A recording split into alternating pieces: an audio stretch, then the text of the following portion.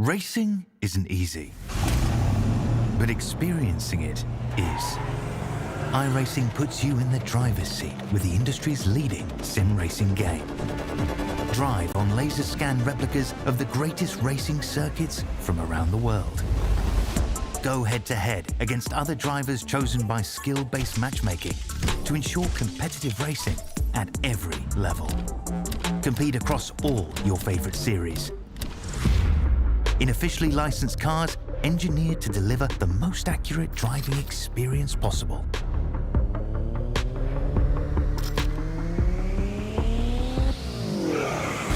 Join a race or host your own with players from across the globe.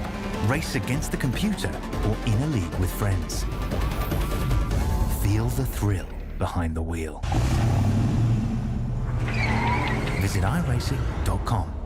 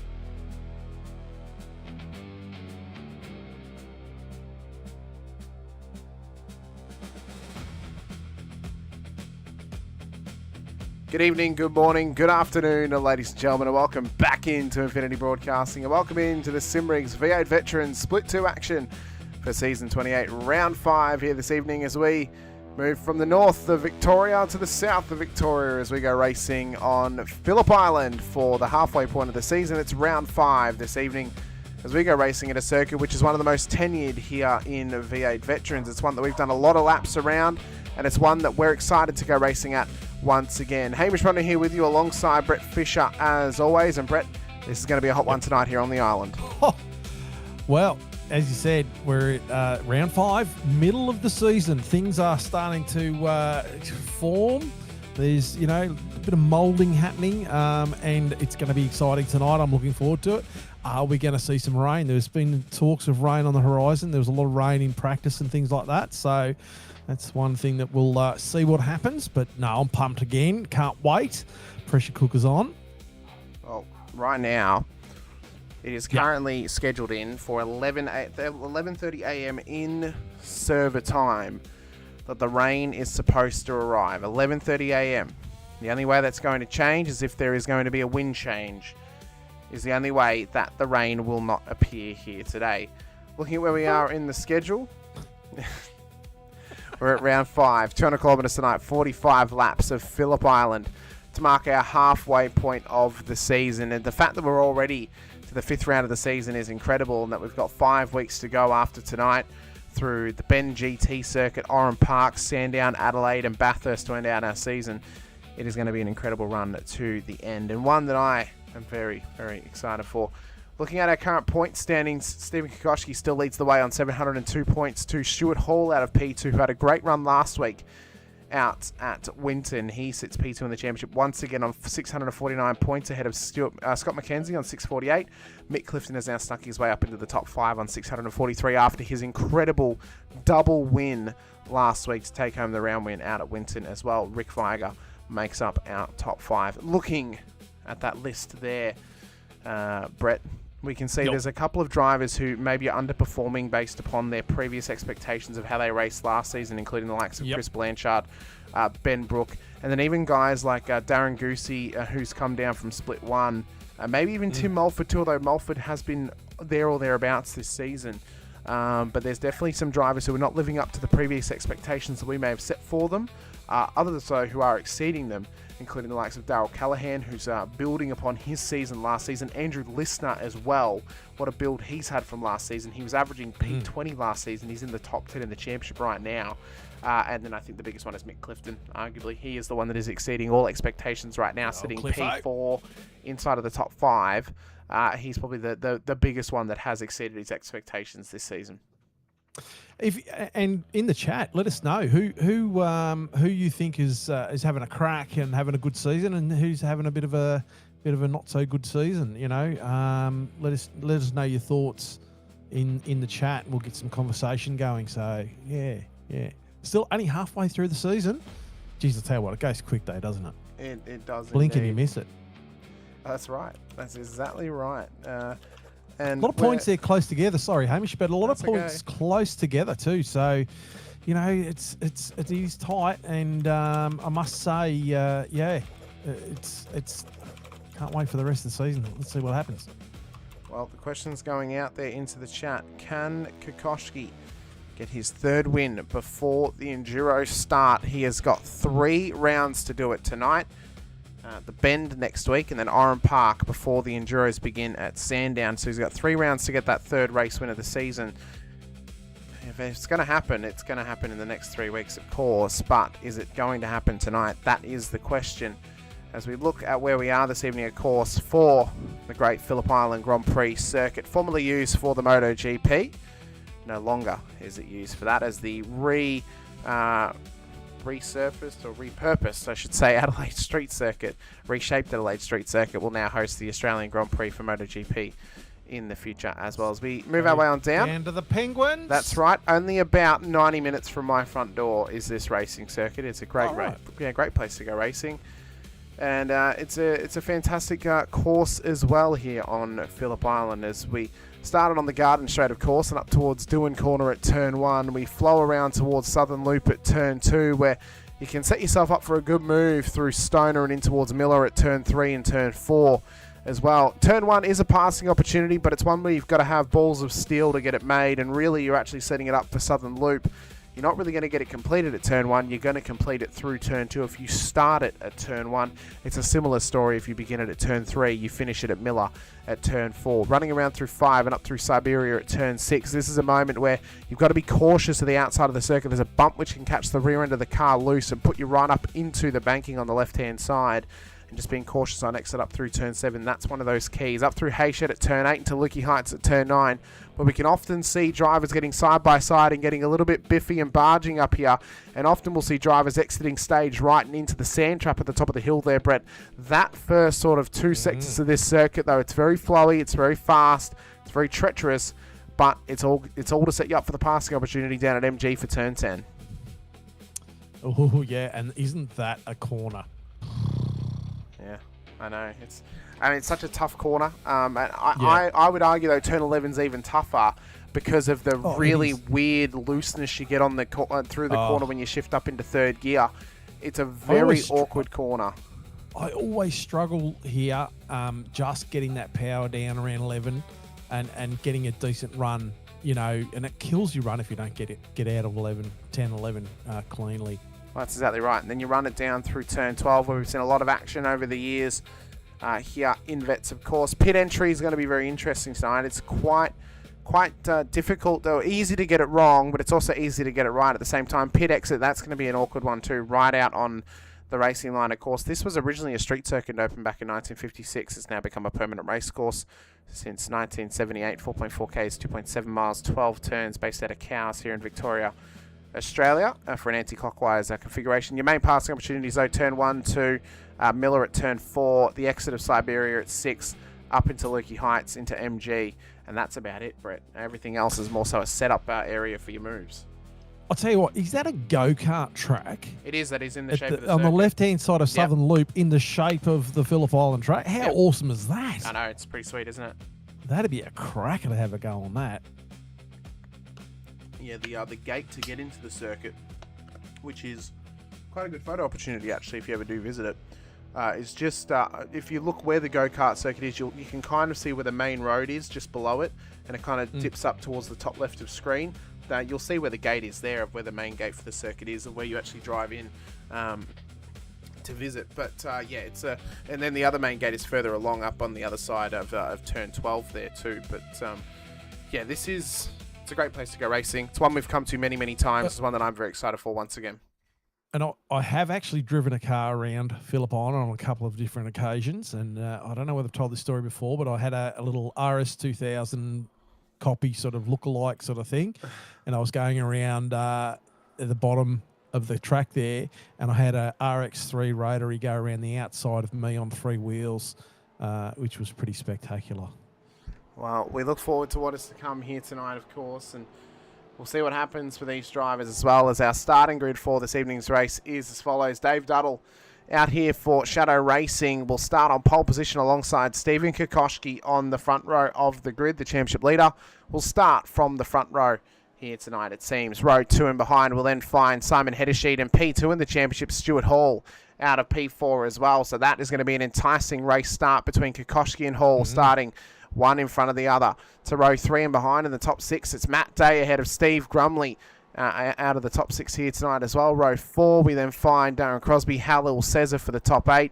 To the top 10 in row 5, Mick Clifton and Tim Mulford alongside each other. We know how good Clifton's been over the last few weeks. We'll see if he can carry the momentum into tonight's race. He has turned it on, absolutely. And he just needs to maintain the momentum now across the next few weeks. If he can maintain it through the next few rounds, he's going to set himself up for a championship challenge come the end of the season. This is now the most important few weeks. Tonight, next week at the Bend, and Oran Park. Those are the 3 most important rounds of a championship winning season.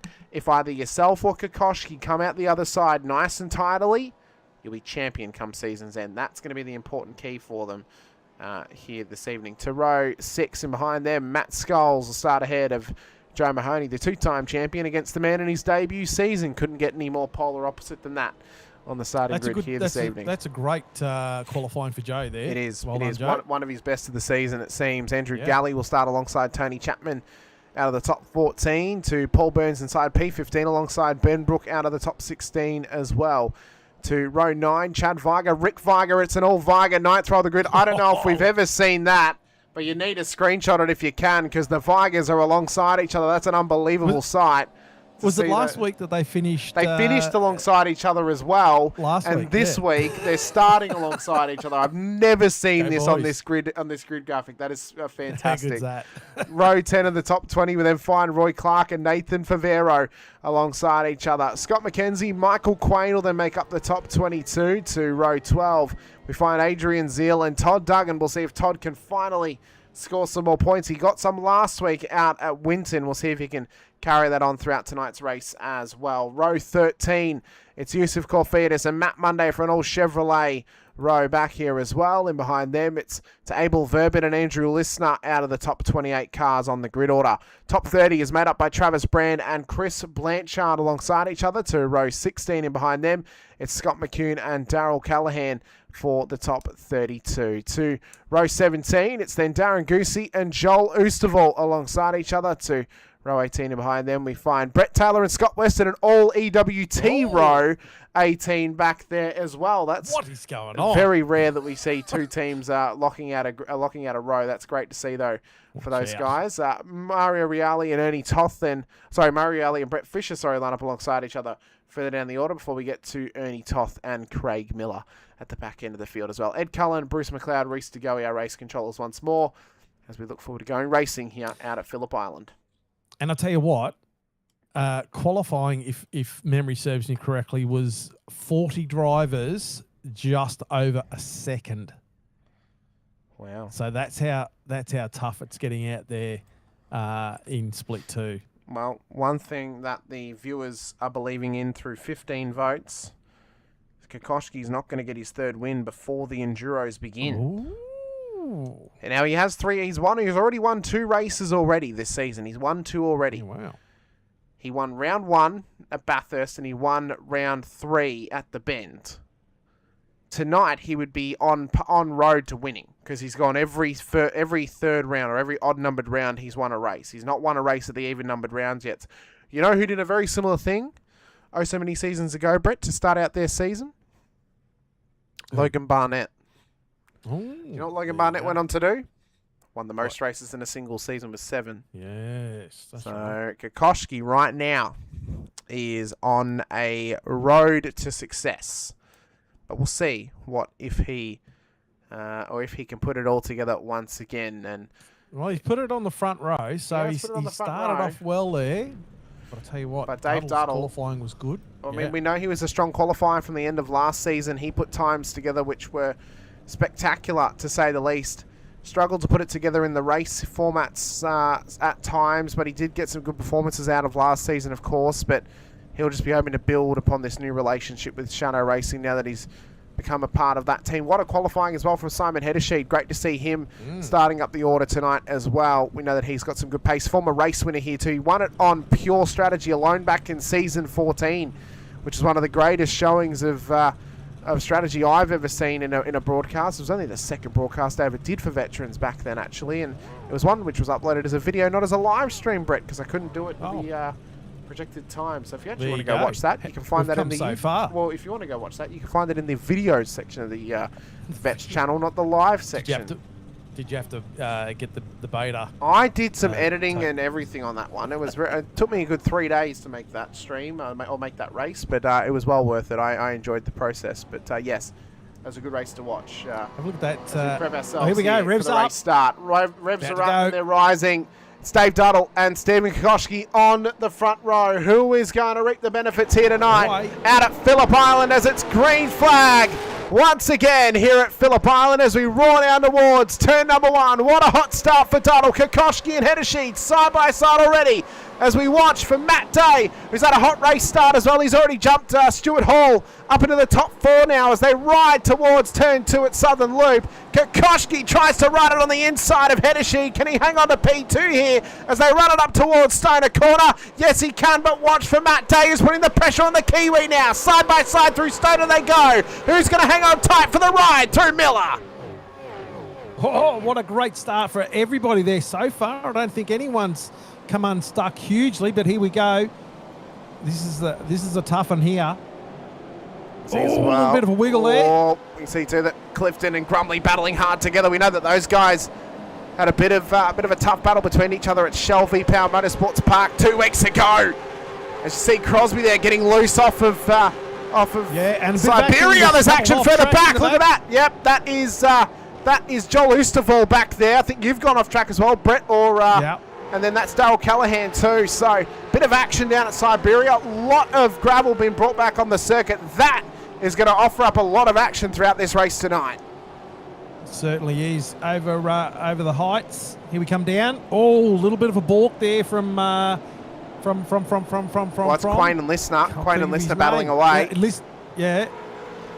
And it was. We got Verban just ahead of them as well. Verban. That was who I was trying to think of. Verban sort of like. And Blanchard, was it on the inside of him? Yeah, Christopher Blanchard really tucked in there. So that was actually a nice move. Duddle's still out in front. He got a great start, but Kokoschki's right on his heels. We've got a little bit of a gap back to Heddersheed in his three quarters of a second. I love it when we get to come here, Brett. It's one of my favourite tracks on the whole iRacing calendar is Phillip Island. It's always a special occasion when we get to go racing here. I want to see us do a 300k race at Phillip Island again in future because it is a gorgeous facility and just a fantastic racing circuit. It brings so many great memories to my mind of racing's past, and it's a very special place to me. Mahoney just dropped. Yeah, Verban and Zeal. So Joe Mahoney, I believe, has just had a little blink there, but Verban's gone off down at Miller. So that is a rejoin. That is probably one of the worst rejoins I've seen in a long, long time, Brett. He's just driven straight into the side of Mario Reale down there, who is a sitting duck down at Miller Corner. Yeah. And there's a bit of racing going on between the Shadow Racing boys there too, between myself and Toth. We're side by side there, so let's see what happens there. Oosterwall in behind us. So Oosterwall, former teammate of Ernie Toth, of course. So there might be a bit of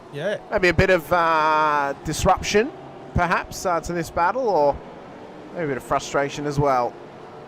There's Miller too and Callahan involved. Bit of a lock-up though for Oosterwall. That's not going to help him. Blanchard and McKenzie going side by side there somewhere. Oh, look at Mulford's car. That car has got heavy damage on the back of it coming into pit lane.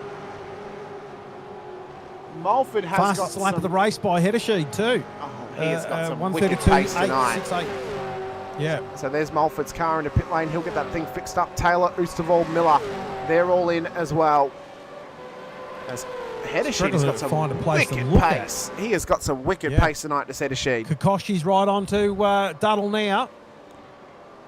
Well, he is Still indeed. holding him off. He is. But that's Heddersheed's come back half a second now. Oh, Darren Kokoschki Goosey having a little bit of a look. Oh, Darren Goosey off the exit of Southern Loop has gone off the road. Oh, and he's just jumped it straight across the embankment. That should have damaged part of the car for sure. A real motocross action there. McCune, I think, has also gone off as well. So yeah, I've seen him going off. It's all happening further down the order. And if the rain comes, I know if the rain comes, Brett, it is going to be pure chaos. It seems absolute pure chaos right now. Right now in sim, it is 11:15. Actually, no, it's not quite. It's 11:05 in sim time. But there has been a wind direction change. It was southwesterly. It's now changed to westerly, and the rain seems to be holding off for the moment here, Brett. So, very interesting development going forward. So, Duddle's got pace here, but Kokoschki's also got pace. So, and here he goes, have a bit of a lock on the inside here. He might take this one. That's a good move. So, Kokoschki's gone past here. Can Duddle hold off Heddersheed? Smart of Duddle not to over-defend it, knowing that if he did, it was going to bring Heddersheed further in and give Heddersheed the opportunity to sneak past both of them. That was some smart racing there from Duddle. Well, we'll see if he can hang in there. All week during practice, he puts out. Oh, here comes Heddersheed! Heddersheed on the inside. Oh, blocks it up. The break. Got it down the inside though at Miller, but here comes Duddle straight back at him again. Yeah, nice move. Good bit of racing. Really good. Nice clean. Unfortunately, Heddersheed locked the brake, just carried a bit too much momentum into that corner. Duddle seen that and took it back. So It's allowed Kokoschki to sort of push on a little bit further there. Back further though, Hall, Crosby, Clifton, Grumley, and have got a bit of a battle going on there as well. Oh, all up and down this tree. It's all still heavy racing going on. Then back into 16th, Burns, Mahoney, Clark, Monday, Duggan, Viger, Quain, Favero, Blanchard, McKenzie, Listener, Zeal, Weston. Oh, it just goes on forever. That's 16th to 31. Massive sort of battle pack there. Well, we can see as well some of the gainers and losers thus far. Corfiadis up the most positions. He's up 10. Yeah, 10 spots. P15 at the moment. Cesar down 5 is the only one to have dropped outside of the top 10 to this stage. As Mahoney, look at that. That is a tight pack of cars right there. Matt Monday's in this too. Mahoney's got some heavy damage on that car. Look at Todd Duggan, 2 down the inside at turn 1. Todd Duggan. He's got that done. He made it work, and he made it work well. He just got hung right out there carrying that damage. I wonder if he's just lost a little bit of downforce on the front of that car. Tell you what, Chad Viger has left his brother behind. He's up 5 spots. Rick has been left 3 spots down. So he has not dragged his brother along with him up the order. As Stuart Hall is having an issue down here at, that was down at Miller. He's dropped a whole heap of spots. He seems to be struggling with something in this car. He's trying to get it full firing. We'll see if we can get word from the pit crew maybe. It doesn't sound like it's... he's not pushing it. He's not pushing it through... No, he's not pushing it through Hayshed. I think this might be a steering issue of some kind because he's not willing to push it in case he can't actually catch the car because the throttle's fine. You can hear it. The throttle sounds perfectly fine. I think this might be a steering issue, maybe a force feedback of some description. They might be having to try and get fixed for Hall. But this is horrible for Hall. Because if he can't get solid points tonight, he is going to have a perfect run throughout the rest of this season to try and win this championship. Because this will be his second drop round gone. Yeah, bugger. Lap 6 of 45 here at Phillip Island.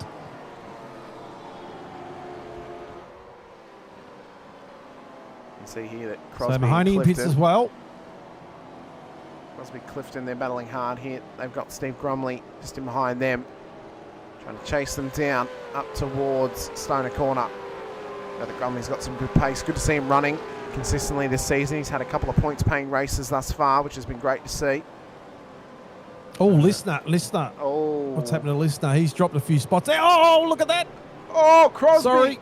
No, you're right. Crosby's gone wide down at Miller. And I think he was battling with Mick Clifton. I think Clifton's just tried to redress it, but that's allowed Matt Scholes on the way through. Yeah. So the 2-time champion has snuck his way by and is now inside the top 10. And we've had confirmation from Hall. He's lost force feedback on that wheel. And that's what he's struggling with right now as he's brought it back out of pit lane. But I think it's still struggling with it as it doesn't want to pull up through turn 1. That's a shame. It's pure heartbreak for him in the 49 car as Matt Scholes is on a rocket ship right now. He's up 5 into the top 10. Crosby on Scholes. Yeah, that's what we're on now. Sorry. Listener apparently went off at turn 1, so just a wide berth down there for him. I'm very sorry that we missed it. We'll try and catch it though in the post-race highlights. We're already 7 laps into this race, and this is the sort of excitement that Phillip Island brings us. Halil Cesar now into pit lane. And the Cooler Master entry. He's dropped a few spots outside of the top 10, maybe either hoping for rain to come later in the race or possibly he's just trying to undercut some of the field here because the undercut is strong here at Phillip Island if you can make it work for yourself, Brett. So some clean air could help closing on for Vero. The former champion as Mackenzie is just trying to sneak on by into turn 1. Favero will give that to him every day of the week. Bit of damage on the front of that car too, so he's probably not getting top speed down that straight. Says they're in pits as we just discussed. Yep. Oh, Herself in pits as well. Yeah. Here we go. Oh, holding the throttle on, Brett, I see. I don't know what that does. I was going to say, you know that wastes fuel, right? Yeah, I know. But what I find though too is that when the car drops, no wonder you run when the out car of fuel. drops and you're not on throttle, it just really bogs down. No wonder you run out of fuel sometimes. Jeez, you're using about 4 litres just sitting there. Yeah. Well, I don't hold hold it like the whole time he's in there. When I think it's getting close, I'll sort of get the revs up. Oh, as we come around turn 11 and 12, Kokoschki leads the way to David Duddle. Simon Heddersheen behind him. Duddle's still hanging in there, so 0.5. So he's really settled that car down, and he's got within 0.5, 0.6 now. So Kokoschki hasn't run away with this just yet. Oh, he has Heddersheen in behind is down to 1.2 seconds, so he's just dropped off the back of Duddle. Crosby just trying to chase down Matt Scholes. Or Viger on Galley. Well. He closed up there for quite a bit. He was only within 0.1, 0.2 of a second. So it looks like a challenge might be coming there. Oh, here we go. Rick Viger as well, battling away here with Michael Quain, gets that job done into Southern Loop. Now Rick Viger will push on. Just on the back there. So Vaban, Favero and Goosey in pits. Lap 8.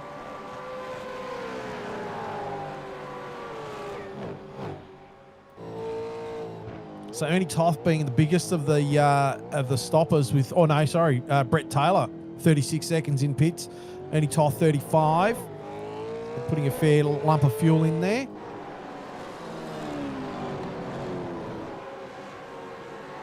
As well, that's the ride up through Siberia. There's the bump in the road as well, that if you catch the throttle too early, that's what will cause you some dramas throughout this race.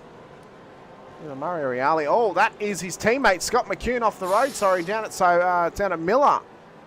So that's not good for that team. I still prefer Honda corner there. Don't worry, I know always, you do. Yeah, always remember this on the Kokoschki in, as you said.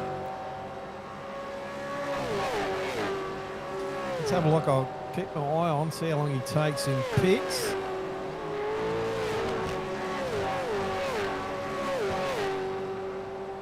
In as well, so pit lane is just starting to heat up here once again. Listeners in as well.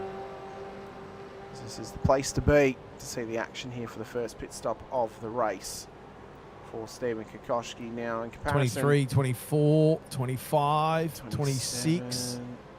Yeah. So right now he's taking a larger fuel load, possibly to offset 32.8 or some 0.08. rain. 32.08 is roughly going to equalise out to around about 80 litres or so. So it's a large fill for Stephen Kokoschki. Stuart Hall, by the way, is back in pit lane, so I think those... Cesar on Goosey's getting close there too. I think those steering gremlins are just starting to get to him now as he's back into pit lane. There's a little Cesar battles here with Darren Goosey for a minor position, but you see him getting a bit loose. Oh, he's on the inside, or the outside now. It would be a stop. It would be to answer Luke Ullman's question about cutting from turn 1 to turn 4. It's a 45-second stop hole penalty in pit lane. That's how big the slowdown is for you. As says it looks to go down the inside, down at Siberia, gets it really wiggled out. That's going to kill him on the exit there. So he's going to still. But is he going to hold up through Hayshed? He is. Yeah, no, he's got it. It's a good move from Halil Cesar on Darren Goosey, from a champion of Split 2 against the most tenured driver in the V8 Vets. I suppose it means that until Darren Goosey wins the championship, Brett, that is he's always going to be the driver with the most races, but also most races and have never won a championship. So he's got to try and win the title to stop that record to continuously grow and grow and grow. If he wanted to, of course. Maybe he likes the title. Getting tight here. You see here that Matt Scholes under heaps of pressure. Yeah, a lot of pressure from Crosby and Clifton. Yeah.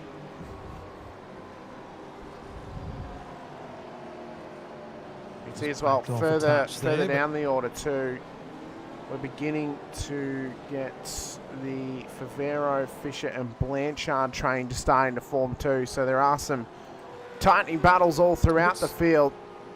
before pit stop Stuart number Hall 1. off track at the moment. Oh, yeah.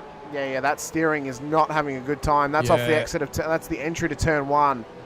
So he's brought that car back out on track to try and fix the steering, and it is not playing ball right now. Not a day that he wants to have happening for him. Matt Day in, Clifton, Firegut, that being Chad and Andrew Galley, all coming down pit lane. And right now for Stuart Hall, it is looking like a Mount Everest level battle through the second half of the season to win that championship. Frustrating. Yep. Frustrating. But it's those tests and trials and tribulations that often will put you to the sword and will make you earn something through grit and tenacity. How much ambition have you got? Are you going to throw in the towel, or are you going to use it to rub off the sweat and push on? Rub off the sweat and push on. Got to. Favero just mentioning in the chat there that Blanchard, myself and Favero started the train. We had Kakashi now doing the fastest lap of the race. 1:32.725. It's a good lap time from Kokoschki. Putting the bread and butter down on this dinner plate of racing in front of him. As he's still got over 30 laps to go here. Rain, by the way, is not likely at this stage now, Brett. It is not looking likely. Really likely there's even cloud in the sky. Is there a cloud, or is it slightly overcast? It's slightly overcast. It's 89% precipitation at this stage. But that just means it's going to be heavy rain if it were to rain. It's just classified as overcast right now out there. But the rain radar, you can see it in the distance. It's all out into the sea where the dark grey sky is. Where the rain's coming from, it's coming from the west, which is positioning wise is up, to the right hand side of Hayshed. It's all sort of blue skies and fine. So the south is not looking so good, but the west is looking completely fine. So that's what we were worried about, the southwesterly winds that were going to bring the rain to us, but it's petered out to completely westerly winds now. So that's taking the rain away. Sean Palmer just asking if I've gotten faster. Oh, Roy Clark, sorry, Roy Clark, massive lock-up into Miller. And that has taken him way off the road. Yeah. He's lucky he didn't loop the car there. Easy to do. Says they're having an attack now. With Mick Clifton. Or was it Clifton? So Mick Clifton attacking. Mick Clifton has come out of pit lane. And that's how tight that battle is between them. So Cesar, who was fighting to undercut his way back into the top 10, has managed out of this pit lane cycle to come out ahead of Chad Weigart, but behind Mick Clifton. He was actually directly battling Weigart for position prior to the pit stop, so that's worked out well for him to have undercut Weigart for position here. It's Duddle and Hedersheet now into pit lane. So Kokoschki needs to get a wriggle on here, because he's riding it up through Hayshed towards Lukey Heights. See how long Duddle sits in pits. See what sort of fuel strat he's got it going on there. Down through MG for Kokoschki, up through 11 towards 12. When will Duddle and Hedersheet exit pit lane? So back onto the Gardner straight. He will ride it round turn 12.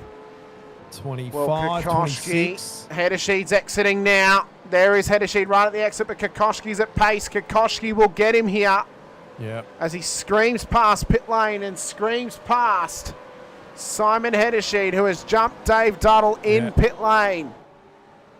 Well, Hedersheet did a 26.52. Duddle did a 28.53. So that's obviously what's transpired to give the guys the advantage there. Oh, have a look at this mess. This is a gaggle. Mulford Mahoney battling here with Chapman and Galley. I have to wonder, Brett, if the rear end damage earlier on of Mulford and the front end damage of Mahoney was due to them maybe having a bit of a tangle at some stage. Because there was an oddly Joe Mahoney shaped front end hole in the back of the Mulford car when he came down pit lane. So was there were they stickers? Oh, Andrew Galley having a look on the inside there of someone as they went into what's that bloody name? Miller. on that was on Mahoney. So Crosby, Corfidis, Duggan all into pit lane. So Grumley and Scholes have now stayed out to this point of the race. Roy Clark also remaining on circuit. Same for McKenzie and Weston and Brand. Kokoschke, the number 1 seeded car at the moment, which has taken a pit stop. And great to have you all watching along with us too out there. We really appreciate you guys watching with us tonight. 32 concurrent viewers at this stage of the broadcast. I appreciate every one of you. Brett was out there earlier on in the punters lineup. Ooh, Kokoschke's in the chat with us.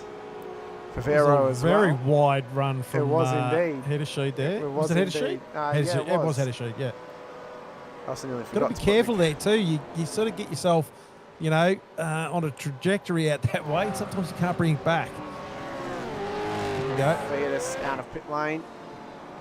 Here's Tim Mulford. Oh, Looking at all those cars looking to scream past him. Oh, love it.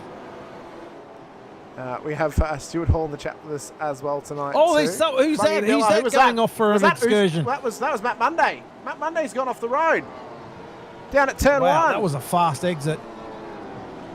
That was fast. It was very, very fast. He's back on the road now. Although, actually, no, not quite yet. He's still on the grass. He's waiting to merge like a freeway. Oh. So still going. In real life, that would be scary going off that corner. Wow. 14 laps of 45. Grumley and Scholes in pits. Did you mention that before? Or no, I didn't. I did not, because that only just happened. Weston, Brand just got past Weston then as well. Oh, because Weston's going to pits. That's why. So Roy Clark, at the moment, taking the number 1 spot at the moment. He does need that pit stop, that so important pit stop here tonight. Yeah, it would be nice to get everyone to do a thumbs up. It's not really all that hard, but anyway.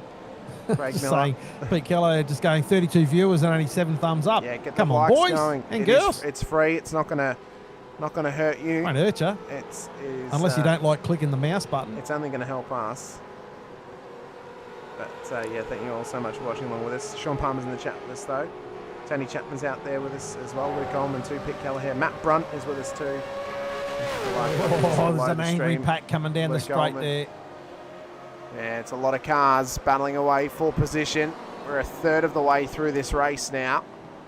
And this battle pack is continuing to grow, and it is getting feistier and feistier. Oh, Kokoschke and Hedersheed fighting side by side there for a second. Oh, they are. That's down at... Here we go. That was down at Miller Corner. Hedersheed's now taking the race lead over Kokoschke, and Duddle's right there with him. And watch for Grumley too. He'll look to sneak this by. Well, Steve Grumley. Hasn't this compressed? It has indeed. The important thing, though, is we got to look at the timing on the sheets and look at the pit stop differences. Kokoschke, at this stage of the race, won't be feeling the pressure too much. He's got a 6-second net gain advantage over Hedersheed in pit lane, 4-second advantage over Duddle, and 8-second advantage over Grumley. So he is sitting pretty right now in the corrected race lead after the second pit stop cycle. And Hedersheed, he's got another 2-second deficit on Duddle, so he's really wanting to push that further out, and that'll help offset that when they come in for their second stops. Exactly right. Brand, McKenzie, Clark in. Previous race leaders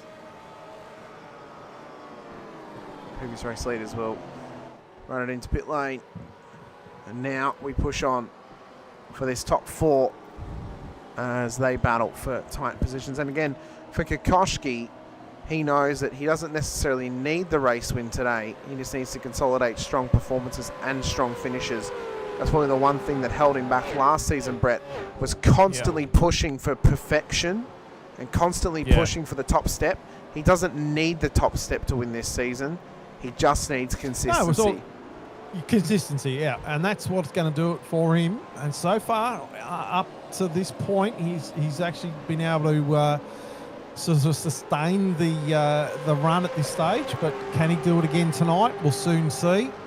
Well, not soon, but, you know. Well, we'll see if he can. He's hoping for that third race win this season. He's already had 2. It would match his previous best of last season, where he took 3 race wins across the 10 rounds. And he would do it by the halfway point of the season, which on paper would then project him to a 6-win season, putting him second of all time, alongside the likes of Brick Sibra and Matt Scholes, both former champions, of course. Gully Both former having a two-time crack champions. at Mulford at the moment there too. He's closed up there with Mahoney and Corfidis, Chapman and Duggan. This is a battle pack for the ages. Galley around the outside, down at turn 11. Can he hang on to it here in the battle with Mulford? There you see, that's the wiggle off the bump. Yeah, just trying to kick the car under him is Mulford. Side by side through turn 12. Down Gardner Straight they go. Mulford will hang on for just a moment. Carry. This will carry. Look at all the Corfidis. cars. Look at them all scrambling for position right now. Can any of them make a move here in towards turn number 1 at Doohan? Oh, this is intense. I love it. Love it. So Mahoney really closed on Galley then, but have a look. Who's that around the outside there? Is that Corfidis? That was Corfidis, I believe, around the outside. Yeah, had a big look around the outside, just not able to, especially with the double apex there, unable, but will he have a crack here? Oh. Got himself fine. Andrew Galley really having a crack there as well. This is really heating up. Yeah. And we're only on lap 17 of 45, so hope you all brought your popcorn and drinks. This is going to be a good one. And I mean, look at the size of the train. Look at it. We can almost get them all on screen. Scholes and Cesar. Cesar just got past Scholes. Up over Lukey Heights they ride. Look at these 6 cars battling, and it's not even for P1. It's all for P13 on the road. As Roy Clark has gone off the road up at Lukey Heights. Again. He has indeed. Gets the car rejoined and settled again, but not what he wanted to have happening there. Wow, what a race we're having here at Phillip Island tonight. And you have a look at that tree. Look how close a lot of the guys are. You've got a few large packs actually. So plenty of action going on here at Phillip Island. Oh, Stuart Hall's back out on the road after trying to fix that steering. And it's still struggling for him as well, Brett. So this may be the end of his night. Oh, who was that wide? That was Corfidis once again. Trying to go for the outside run here around Southern Loop. What is it going to be like when they run through Stoner? There is. That's Hall. That's Hall. That was Hall that was off down at Miller Corner. So that's why. So we actually have a look. He's just rejoined now. Actually, hang on. Who's off the road? That's Usamal. Joel Usamal's gone off the road down at turn 2. And that car, I think, has gone off on his own as well. So things are starting to break apart here. This is really starting to get to them. It is. Well, this battle pack here, and then you've got the 3 guys, Blanchard, myself, and Favero, slightly closing. There's a 2-second gap between these 2 packs. So if this other pack joined up with this, we're going to have a very large pack having a crack. Well, indeed. Oh, Brett Fisher on the tail of Chris Blanchard. It's the mid-pack madness tonight here at Phillip Island. Madness aplenty. And the island is starting to really put it on for us. And then you look at the front end. Yes, Heddersheet started to break away. He needs a 6-second gap over Kokoschki. Grumley and Duddle, though, are going to start to battle this out. All for P3. Yeah. This is all starting to happen. Very tight between Duddle and Grumley. So Duddle would want to try and get back at Grumley. He really would like to hook onto the back of Kokoschki. Actually, Grumley taking it to Kokoschki right now. That'll drop him back just a little bit as they ride up through Hayshed. It's a great battle for P2 on the road. And for Steve Grumley, he wants a race win to his name once again. It's been a fair while between race wins for the driver of the 575 machine. He wants to get it there again, does the Season 21 Split 2 champion, the last Gen 2 era champion. Oh, Grumley closing too. got a good exit, and is it still closing? Oh, it's just hanging around that 0.3, 0.4. Starting to close in now, down to 0.35. Not close enough though. Doesn't get a draft. Just can't quite get the final drive he needs. But now he's going to try and get the run through Southern Loop. Oh, he's got it out sideways there. He does. That's allowed So Kokoschki to run up a little bit. He has. Killed the run a little bit. As they run 20 of 45 here. Indeed. Don't go anywhere. This is action aplenty at the moment. It is indeed. I mean, we're just under halfway to go. It's been a hot race. It's looking to be, and I can confirm now, it is going to be a dry race to the very end. The rain has moved past the circuit and cannot get here if it were to change. People looking forward to the rain too. I know. It's a real shame. We've got a dry run here tonight at Phillip Island. Maybe we see another wet race this season. Maybe a Sandown, possibly. Brett, maybe make Sandown It's a bit. always wet down there. Oh, that's right. Zeal on the back of Quain, getting close there, back in 25, 26. That train behind him is getting hot and heavy as well. Roy Clark's actually trying to sneak his way through. Yeah. Here on Adrian Zeal, Travis Brand as well. They get past this stage. As he rides it up on the outside of Hayshed, gets the job done before Lukey Heights. It's a good move there for Travis Brand. Tim Mulford is still withstanding the pressure, by the way, of Andrew Galley. His hot and heavy battle I was pack. just looking at that too, yeah. And then Cesar and Crosby battling for position as well. Just inside the top 10. Good run back up into the 10 here for Cesar tonight after an unlucky race start. Kokoschki, though, is fighting hard with Grumley. He's having a great race thus far, up 3 positions tonight is Steve Grumley, as Darren Goosey has gone off the road. And that is down at the beginning of Lukey Heights. That's not moving very fast at all. It's not at all. Are we going to see a safety car? Well, the engine is firing. I think he might have a throttle issue. Something's going on. He's just trying to take the car off the line as much as possible. Ernie Toth in pit lane. So that car is now parked up. There's the race leader, Simon Heddersheed. Will we see any of them jump in pit lane in the anticipation that the safety car could join the circuit for the first time tonight?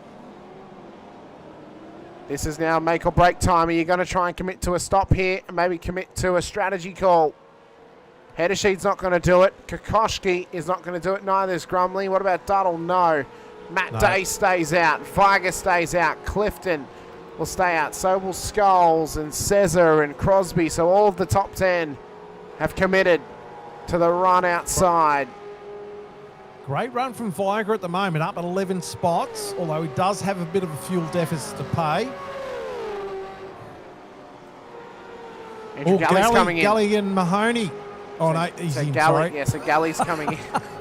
Oh, he gets me. Really battling hard right there, Brett. They're battling so hard for the pit lane at this stage of the race. Where is Mr. Goosey? He is rolling again. So Darren Goosey's going again. I think he's going to bring it straight into pit lane, but I think this might be a throttle issue, to be honest with you, Brett. Because the engine was on. Righto. The engine was on. Yeah, and he's not going that fast, is he? No. He's not. Oh, look at this. Kokoschki and Grumley side by side through Siberia. It's all on. It is all on. Here we go. Kokoschki to the inside. Will be on the outside for Hayshed. Grumley will be on the inside now as they ride through side by side. Up through Hayshed towards Lukey Heights. Who's going to hang on? You've got to hold on to the bar as hard as possible here. Just hang on for the ride. Up through Lukey Heights towards MG. Kokoschki will hang on. Grumley going to try and sink it up the inside. There's Kokoschki locked it up. Watch for David Duddle as well. Duddle's trying to get around here at turn 11 if he can. It's all happening here for P2 on the road. Wow. And this battling is only playing into the hands of Simon Heddersheed, with a gap now out to 3.3 seconds to the race lead. Wow. How good was that? Kokoschki trying to come back at Duddle now. Can Duddle hold him out? He's trying. A bit of a switcheroony there. I think he's got it. Wow, that was exciting stuff. What is this race and how good has it been? It is good. Phillip Only Island. pits. Phillip Island is, again, you see it on the calendar and you think, oh, we've been to Phillip Island so many times. But this is why it always promotes great racing. And this is why I'm a fan of the longer races here at Phillip Island. Really throws it into contention. Put some fuel strategy with that as well. Oh, That's going to Kokoschky help. having a duck on the he is inside. indeed. Wasn't quite close enough on Duddle. But he's feeling the pressure was that Day because locking up? I think it was actually Kokoschky. Was it Because Kokoschky? he's feeling Yeah. the pressure Okay, right that now. He's got Day and Viger in behind him, and he's trying to get back past Duddle and Grumley up into P2. Yeah. So the Yeah, gap for that was- Kokoschky, by the way, to header sheet is currently 4 seconds.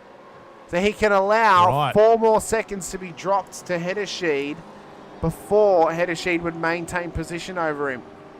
There's going to have to be a little bit of quick maths here. Duddle in having a future. bit of a poke on the inside there. Duddle might be looking at a move on Grumley, although Grumley pulls away nicely there. Don't know where to look. There's so much going on. There's a huge amount of battling on track at the moment. Although we are really entertained at the moment with this what I'm going pack. to say, based on what we've seen, based on how the racing is going, have a drink, Brett, because I think we're going to have to wet our whistles here, get ourselves prepped and ready for what's to come, because this has been an incredible race to this stage. Steve Grumley, Dave Duddle, and Stephen Kokoschky. What a race this is for P2. So Grumley at the moment, he'd be happy where he is. Duddle would be going, I want to get in front of Grumley. Kokoschky was probably going, I want to get back up in front of these two. So there's a lot of pressure here. Oh, Kokoschky! Kokoschky, late dive up the inside of Duddle, who ran it wide down at Miller. And now Kokoschky sneaks on through. Watch for Matt Day. Under pressure from Day, yeah. Yep. Gosh, So how that changed so quickly. the other interesting thing too here as well, Brett, is Duddle's going to gain 4 seconds on Grumley. So right now Duddle's still going to be ahead of Grumley after the next pit stop. This is going to be so close and tight. These 4 guys, the top 4, are all going to be closely contested after this second pit stop. It's going to be one to watch. Yep. It is seriously going to be one to watch through pit lane. And it always comes down to a fuel strategy race. Phillip Island, for whatever reason, you'll get great race strategy or great racing on track, sorry. You'll get good battles, but it will always come down to, have you strategized correctly? Have you strategized your way to the end of the race? Have you bought your ticket literally to the end of the race to battle it out for the race win? And it always comes down to strategy. It's incredible how important strategy is here at Phillip Island. And if you can maximize strategy and if you can maximize your strategic plays, you are going to do well here. And that's what those guys are trying to do right now. Crosby on Cesar, close to 1.12 off the back there. Burns only 0.1.2 off the back of Brook. Oh, there is so much orange in this tree. It's unbelievable. Unbelievable. It is unbelievable. It is fantastic racing. It seriously is. Oh, Andrew Listener. Actually, Andrew Listener just said orange. Yeah, that's intervals up at, everywhere. Yeah. Well, that's up at. Yeah, that's up at Listener. Leaky Heights for Listener, who's run it wide. So we've got 3 cars in pit lane at the moment. Oosterball, Goosey, and Hall, all with issues of their own right now, and it seems technical issues are plenty for those guys. Oh, side by side. Back out there, Miller, Mahoney, and Listener battling away. Sketchy. Craig Miller's into pit lane, by the way. So Funky Miller is in, and Listener has to tuck in behind Joe Mahoney to this stage. Michael Quain is battling away with Roy Clark. Travis Brandy behind them. Here comes Roy Boy. Dive on the inside. Crash Clark up the inside. He's not going to crash it, though. He's going to crash his way up the order and into another position here to P22. Good move from Clarkie. Great move. Good setup. Good follow through. Exactly right. He swung it back. Hit it true. Got the nice ping off it and hit it 300 yards down the fairway to Roy Clark. As Chad Viger is into pit lane. So first of the front runners to commit to the second stop here. He was up 11 spots when he came into pits too, so that was a great run for him. Was indeed. As Viger pulls in. As Grumley and Kokoschky again. Grumley and Kokoschky, by the way, have been swapping and changing positions here. So they're continuing on. Bit of a switchback though. Kokoschky's trying to hold on to the spot. Duddle's back in this now too. He is back in Duddle's this come now. back. He's got a little bit of a break on Day. Not much, but only 3/4 of a second. But Duddle right up on the inside here of Grumley. Oh, bit of a lock-up. And Duddle can't quite get the job done on Steve Grumley. In towards Miller Corner, up towards Siberia. Now they ride. As Kokoschki hangs on. Duddle is so desperate to make that move. I don't think he's aware of the fact that he's actually going to pass Grumley anyway when they run through pit lane. Well, like you're saying though too, but it's hard sometimes to get all that information when you're racing. You don't know exactly what the other drivers are doing, so you can only surmise unless you've actually got someone looking at those numbers to tell you, don't stress, and that might be the case. But geez, Grumley looking hard on the back of Kokoschki at the moment. He wants that spot back. Apparently as well, Brett, you're the best jackman John Van Ree has ever seen. You should be in NASCAR, apparently. As Matt Skulls now into pit lane for his next stop. Maybe we'll see you running up and down pit lane, Brett, to do the stops for Burns Shadow on Brook, Racing. Burns on Brook. I know Brook's pitting. No, he's Brooks, but damn it. You've done it again, Brett. Well, that he just come. Well, I can't see that On the until it timing, flashes up. hang on, on the timing, Brett, if you look at the timing screen, it says in with a yellow box around it. That means they're in pit lane. No, it didn't have that On your until timing. he sort of got On into your pit lane. timing, Brett, not on the timing Oh, tower. on SDK. Yes. Well, look, there's a lot of things going on here. I've got your replay going on here. I've got SDK, and then I've got the YouTube chat and the actual YouTube replay going on. This is why it's so I've got a lot hard. going on here. I know, it's a lot, isn't it? My buddy. This is why I have 4 screens, Brett.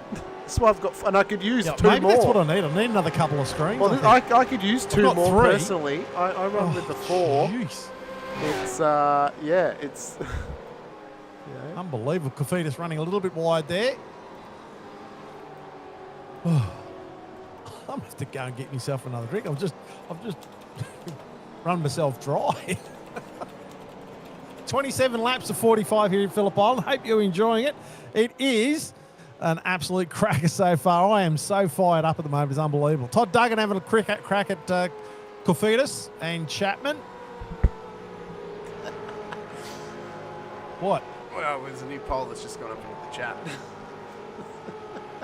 How many screens does Hamish? How many screens does Brett need? How many more do I need? The choices are 1, 2, 3, Well, or you seem yes. You seem to be doing all right. Like I said, I could use 2 more. Halil says it into pit lane for his next stop of the race. He'll park up behind his teammate, who unfortunately is out of this race at this stage. As battling continues to commence here. Tony Chapman is fighting away, by the way, with Tim Mulford and Yusuf Korfidis. Todd Duggan's involved. What a race for Todd Duggan thus far. If he makes the race to the end, where he is currently sitting, Brett, he may be one of the front runners to drive of the day, because what a performance this would be from him after the first 4 rounds of the season. Yeah. Oh, Chad Viger doing the fastest lap of the race. That time, 32.619. Fresh tyres playing to his advantage, it seems. It's worked out well for him as McCune gets past Cesar, but McCune does need another stop in this race. Seeing a lot of our second stoppers coming through now. This is, I Oh, tell you David what, Duddle. This is a... David Duddle Here we is go. starting to Yeah, pressure close up on Grumley here. Grumley. He is indeed. Dave's right there as well. Yes, continuing this battle. I tell you what, if this is what Split 2 has got to offer in round 5, what are we going to be in for the rest of the season? Well, I can't wait. I think too, what's it going to be like when people are getting lost at the GT circuit at the Bend next week? Oh, Wondering where don't they talk are. to me about it. I'm wondering what it's going to be like when we have an Duddle all-time classic on, at Oran Park, Yeah. as Duddle is continuing to put this pressure on here to Steve Grumley. Oh, Day in Duddle behind him. nearly opened the door for Day there a little bit too much for there on Monday in. Yes, they So are. Day's starting to get racy on Duddle now. They are indeed. And lap 29 looks to be exciting as we ride up towards Miller Corner. Oh, bit of a lock up ahead for Kokoschki. Grumley, though, gets it a Grumley locked. bit squirrely as well. That's going to allow Duddle now to the inside. Outside for Siberia. Watch for Matt Day as well behind to put the pressure on them. Duddle's Side by stuck on the side through outside. Siberia. Duddle still can't get the drive out of the corners to put the pressure on the 575 Camaro at this stage of the race. As they ride up the hill through Hayshed towards Lukey Heights. Duddle right on him. Right on him. He is right on him. Up in towards the braking zone of MG. Can he get alongside here?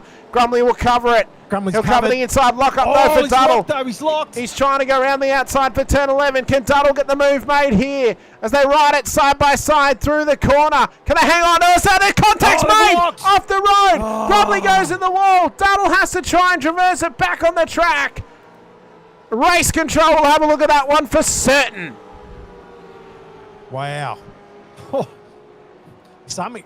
The pressure cooker was on hot, and he just boiled over. Look who's in pit lane. Kokoschki, Day, Clifton, they've all come in. Header sheet here has now got to push on and get this car into pit road. We'll see what happens off the other side of it. We're going to take this opportunity to go for a very quick ad break before we return to the very end of tonight's race for round 5 of season 28. Here at Phillip Island, Simon Hedersheen leads the way. Go get yourself a drink, get yourself a snack, and get set. 15 laps to go here at the island for the 5th round of the season.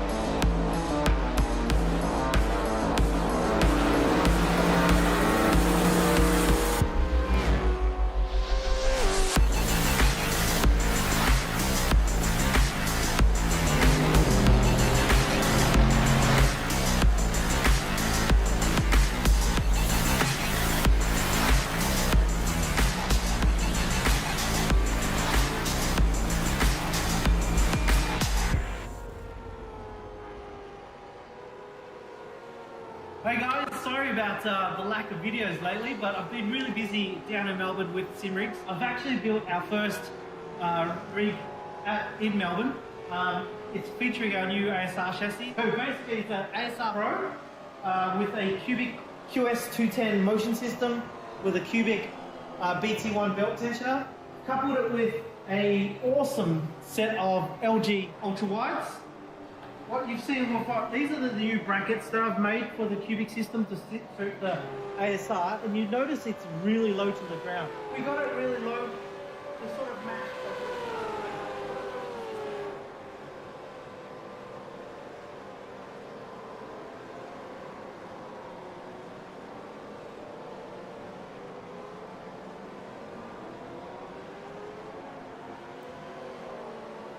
Welcome back in to the SIMRIGS V8 Veterans Split 2 action for round 5 here at Phillip Island for 200 kilometres of racing. Stephen Kokoschki, has made a dire mistake in pit lane. He's overshot the pit box, which has now allowed Simon Hedersheen to take the corrected race lead. And all of a sudden, it's all on for the race result here tonight at Phillip Island. It's all on for the race victory between Hedersheen and Kokoschki as well. Hamish Munro here with you. Brett Fisher has just stepped away to go get a quick drink.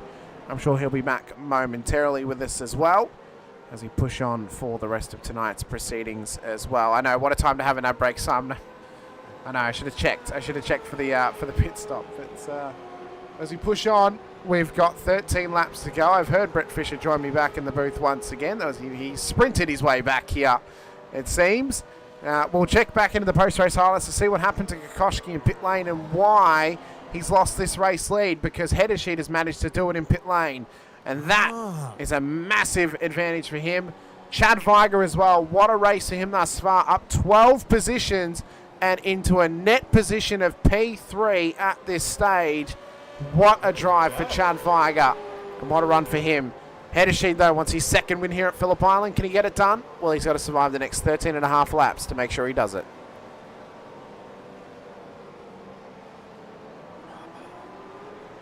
Unbelievable. Unbelievable. 32 or 45. And yet, still, look at all the orange colour in the tree. Still plenty of racing going on, as you would expect. How many drivers we've got left to complete their second stops? Only a couple to go. There you go. That's right. A few more drivers to do those stops, including Mulford in the race lead, Corfiadis. Well, there's a few others as well further back down the order as well. What a drive as well it's been for Matt Scholes here tonight to get himself inside the top 10. Halil says is looking on to be onto the return of the top 10 too after a horrid race starts. That's been a good comeback for him, but I think drive of the day right now has got to be sitting with the likes of Chad Viger up 12 for a possible up 14 when we get to the line. And to be on the podium too is a great effort from him. So Mulford and Kafidas in. So the last of the pit stopperers. Koshki hot on the heels of Hedersheed at the moment. A lot of fastest laps of the race going to our drivers at the moment. Day, Crosby and Duddle. They're all driving well. As Mulford will look to exit pit lane. There's Roy Clark, who, what a drive it's been for Roy Clark tonight as well. He'll sneak by pit lane here. See in the background too. Oh, that's intense. That nearly ended horribly for Tony Chapman, who barely got past Mulford on the pit exit and gets by Corfiadis in towards Southern Loop down at turn 2. Mackenzie's in this as well. Rick Viger too. This is an intense battle pack continuing to throw it up for us between all of them. What a race it's been. And Blanchard, Monday, Doug and myself, Callaghan, Favero, not far away from that pack as well. So that is going to be a monster pack once all that settles down. Well, and this is looking to be a monster race win and race battle for that win between Hedersheed and Kokoschki. Two names that definitely would have challenged my previous broadcast colleague he's given a hit of Scott Gamble.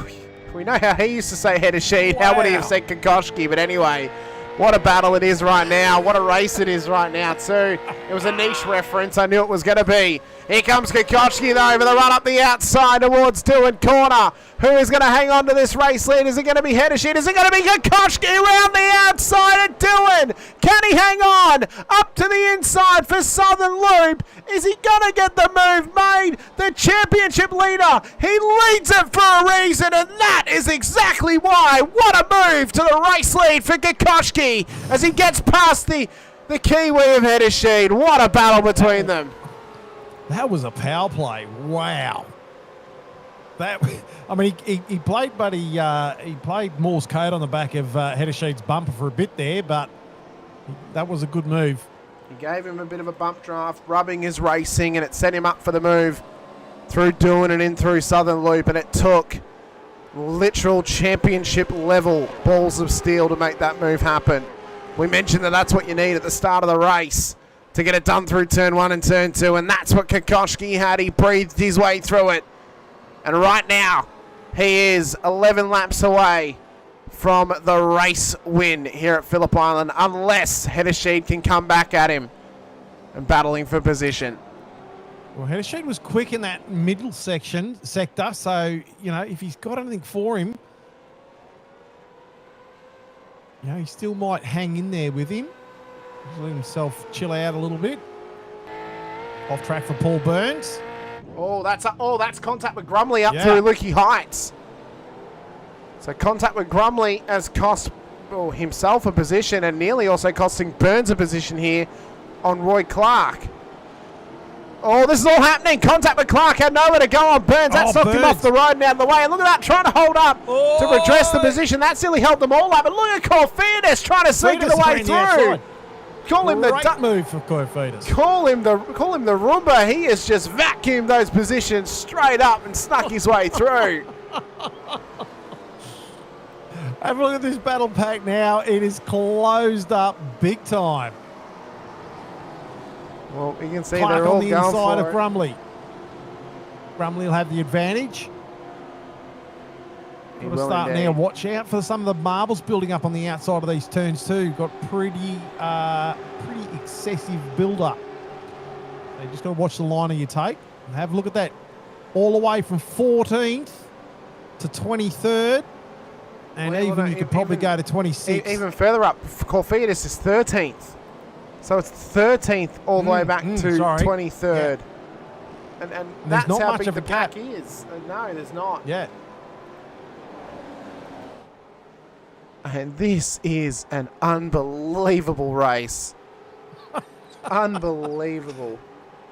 So header sheet, just having a quick look at header sheet, he's 0.3 off the back of Kokoschki. So he's sort of settled that car back down again, and he has got some pace in that and sticking with Kokoschki. So that's great news for header sheet. Yes, indeed. Paul Burns will lock up there for this Corfidus. battle And pack. MG, look at Tim On the Mulford. inside, on the inside. Tim Mulford to the inside of MG on Mackenzie. Can't hang around he the can't outside of the complete it, 11, but it was an audacious move. That could have very easily come about for him. I've got a feeling in my loins this is not over yet. 36 think up it to is. 45. It's only heating up. It gets it within 10 laps of the finish. And we're right on that now. And everything starts to go a little bit level up. You see the cars, they're all fighting hard for position through Southern Loop as well. This is an unbelievable race. What is it about the midpoint of the season that turns it on for us? What is it? Why does it turn it up to 11? Oh, it's unbelievable. It is unbelievable. Clark. Look at Clark to the inside of Grumley. Can he get that job done through Miller Corner? He That's a pushes and great pushes move. and pushes. Grumley's he's not trying done to yet. unsettle him here. There's a bit of net code in that.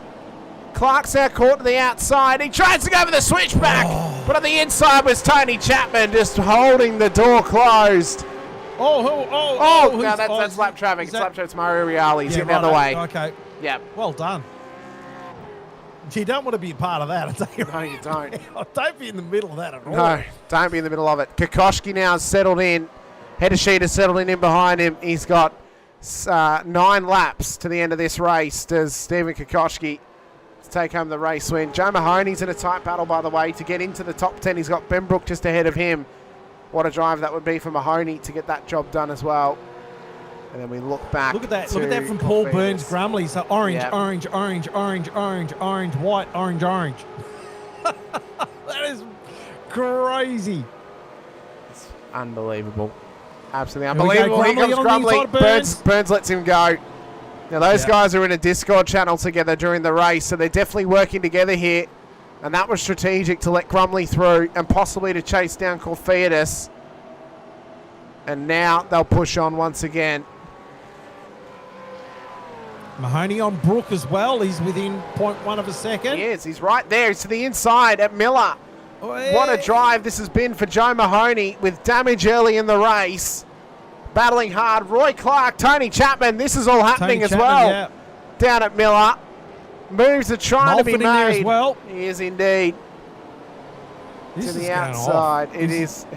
Oh, It's jeez. Holy shit biscuits. Rick Viger also closing on Mulford. Mulford on Chapman. Where do you look? There's just so much going on. I don't even know. I don't know where I do need you look. 15 more screens, I think. Chris Blanchard trying to sneak up the Whoa! inside, but Duggan and Monday are battling hard. Oh, Duggan caught wide off of MG, trying to catch the inside now with Blanchard to the outside. Can they hang on? Brett Fisher in behind. Oh, they're cooked up together again. Duggan and Blanchard hooked up together.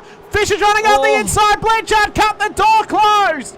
Blanchard off the road, and off goes Nathan Vivero as well. There was a sitting duck in that. That was a messy moment at turn 12. What is going on? And the debris that's now been dragged on the road, how is that going to affect The rest of the battles around this circuit, the one thing we know is the race win battle has kind of become a little bit of a net non-issue because it's about 1 second separating P1, P2. But it's Viger and Matt Day battling for this podium position. Is it going to be an all-Mustang podium here in this season's running of Phillip Island, or can there be a Camaro that sneaks its way onto the podium here for the pride of Chevrolet? Further down the order, Skulls is the only other Chevrolet inside of the top 10. The rest of them are in the Mustang. Wow, 38 of 45 here at Phillip Island. The track that just keeps on giving, I tell you what. And still a lot of yellow and orange up and down this field. Matt Day chasing down Viger. We've got on board with Andrew Galley at the moment on the back of Brooke and Mahoney. So that is definitely not over. Galley up only one. Oh, Stephen Grumley off track. Oh, he is. Oh, and that's off at turn 11 again. So Grumley, who was, I think, battling with Roy Clark, has gone off the road again down at turn 11. That is not his turn. He's not. Watching Rick Viger here on Tony Chapman, by the way. Chapman, yep. Yep, this is down the main straight. What a battle this looks to be. Oh, that's close, that's close, that's close. It is super, super close. To the inside. It's still close. It is indeed. And Chapman with Monday trying to go out the inside as well. So Viger got by Chapman. Watch for Monday here too. He'll sneak on by at the exit of the Southern Loop. And Duggan's not far away either. He is, and he's right there with him. Duggan's putting all sorts of pressure. Here comes Tony Chapman in towards Miller corner. There was a lock-up from Duggan. Yeah, Duggan locked up. Yep, I think there might have been contact because you've snuck through. You've just stuck through there, Brett, and you see the flashing of the lights from Duggan. He was not happy. Possible moving under brakes for Tony Chapman there on Todd Duggan. Race control maybe having a look at that one. All side by side with Duggan himself. That's Chapman. That's Chapman to the outside, actually. To put the correction in, you get the job done. Sorry. But it is all on the line here. Mahoney, by the way, has got himself in the top 10. Joe Mahoney, what a drive. Has gotten past Ben Brook now. Andrew Galley's gone back with him as well. This is all for P10 on the road. What a drive for Joe Mahoney tonight. Unbelievable stuff. Unbelievable. I'm going to have to go have a lie down after this, I tell you. You may have to. And not just because it's hit the night. Oh, Duggan and Chapman. Andrew Galley. Yeah. Duggan and Chapman in towards turn 1. Duggan will get past. Yeah, Duggan's got it. It's been a great race for Todd Duggan. Nearly into the top 20, but he's got to contest with yourself here, Brett, to get that job done. Mahoney, though, with Galley in towards Miller. Yeah, Galley having a good run too, qualified well, and he's up 2 spots at the moment. So that's probably one of the best races he's had and thus far this season. Oh, geez, he's got another one there too, didn't he? Oh, Mahoney. Mahoney, I think, has had to slow up here. That's allowed Ben Brook and Galley past him as well. So Mahoney's now to drop outside of the top 10. Oh, Craig Miller. Craig Miller with a wild ride up through Southern Loop. He's aiming for French Island, it seems. He's gone a little bit too wide there. And I don't know if you saw that in the distance then, Brett, there was a cruise ship out there. Do you know who's on that cruise or on that yacht? You know who's on that yacht in the sea? Who is it? Dale Earnhardt is on that yacht out in the sea. That's where you can find the cutout of Dale Earnhardt. Oh, right, okay. I'll show you after the race. I'll fly my way out there to show you after the race. Oh, but righto. This is not over yet, though. 41 not. of 45 is still plenty of action happening on the track at the moment. Oh, hang on. Who's gone off the road? That's Joe Mahoney off the road at turn 1. So it's all come crumbling down for Joe Mahoney. What could have been in a solid race performance has now just dropped him back and out of the top 10.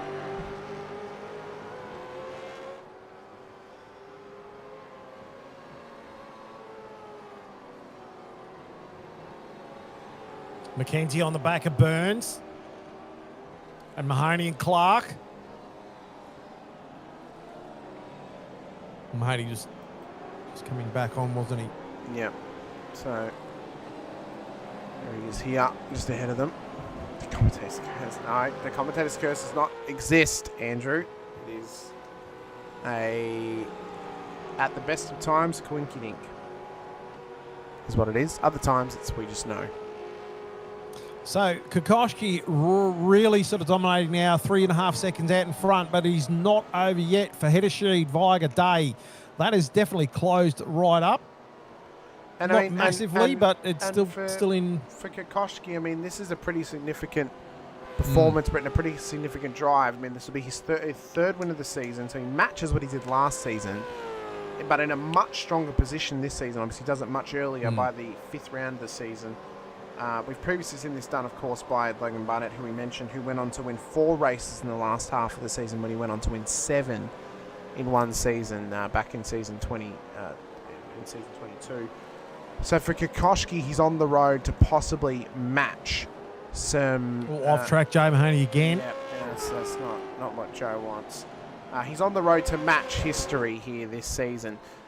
If he were to somehow win the next 5 races, Brett, and go 8 wins this season, not only would he break the record of most wins in a single season, he would also break the record for most concurrent wins as well. That's currently held at 4 by Stephen Kennedy.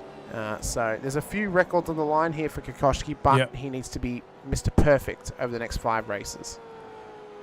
Yeah, look, consistency for Kokoschki at the moment, thus far this season has been a lot better than last season. So I think he's got the momentum, but just can he keep it going? You know, that's the big question. But he's got it in his favour. It's his to lose at this stage. Closing up Viger and Monday, closing it up on Hedesheed at the moment. So that is getting a lot tighter there. Also, Burns, McKenzie and Mulford's closed up with Rick Vigor on the back there. Duggan's closed right up on myself for 21st and 20 and 21st. Even back further, there's some other battling going on as well. Oh, a little bit of a slide there.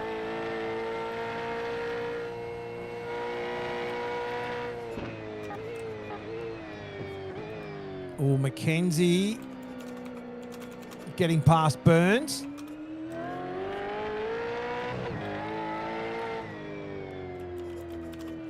So the Viger big is dive. putting all sorts of pressure on here. I mean, unbelievable amounts of pressure.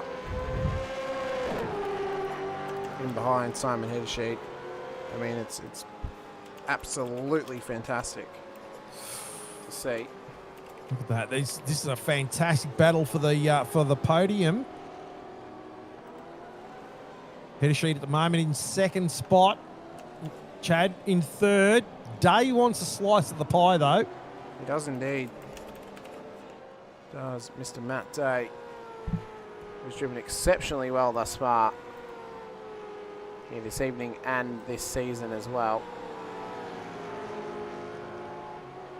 Lap 43 of 45, about to cross over 44. 2 laps remaining. Are we going to see any desperate moves? Well, time will tell. We'll see the desperation as Chris Blanchard has had a moment down at Siberia. And that gets himself going once again. Corfidis on Ben Brook. As well as Brett Fisher on Todd Duggan.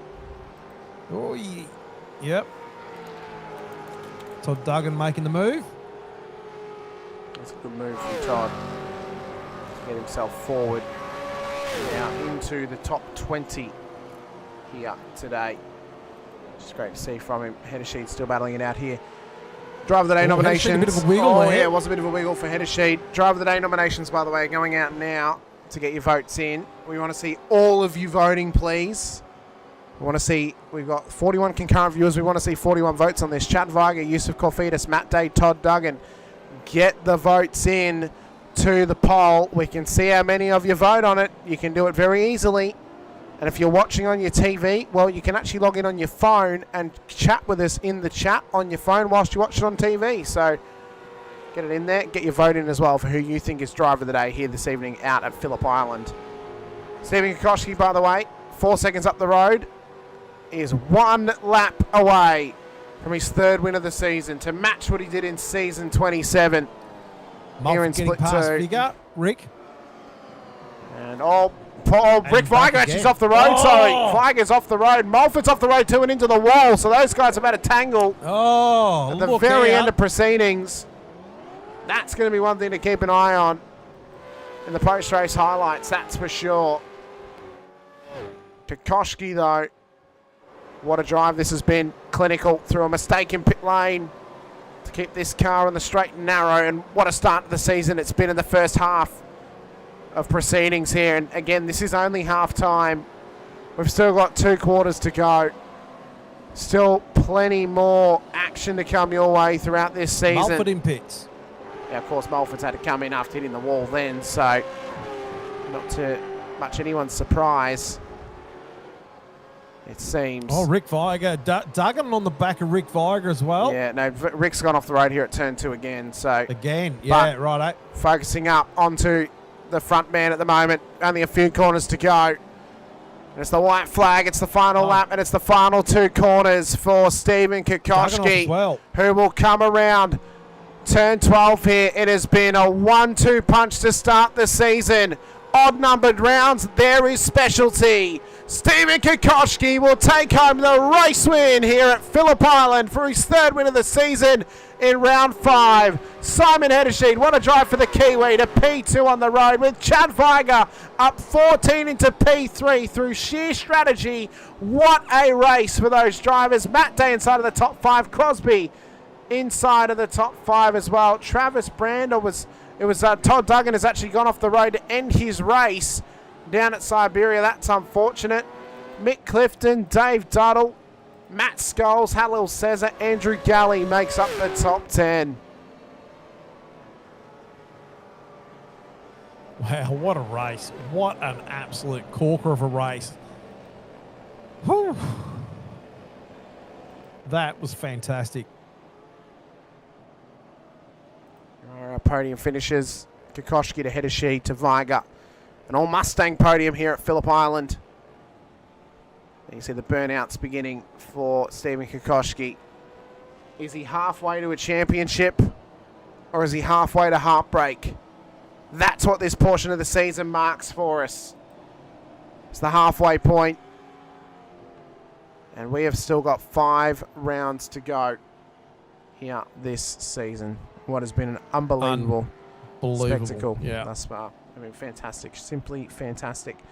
What we're going to do is we're going to get into the post-race interviews before we go to the post-race highlights, because we have got Simon Hedersheed in there. We know that if he's based out in New Zealand currently, then it's very late for him. We don't want to keep him waiting too long. What we're going to do is we're going to end our poll for the Driver of the Day Award today. We'll get into some B-roll. We'll get into some chats. Have a conversation with our P2 finisher here tonight, Simon Hedersheed, and our race winner, Stephen Kokoschky, as well, who's just joined too. So great to have those guys waiting along for us as we prepare ourselves for what's to come in the post-race portion of the race here today. It's the post-race show brought to you by SIMRIGS, of course, as we will have a chat to P2 on the road today in Simon Hedersheed first up. Simon, welcome in. Congratulations.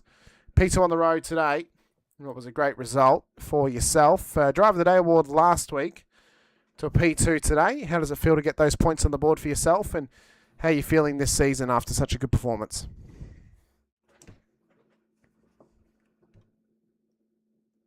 Are you with us, Simon?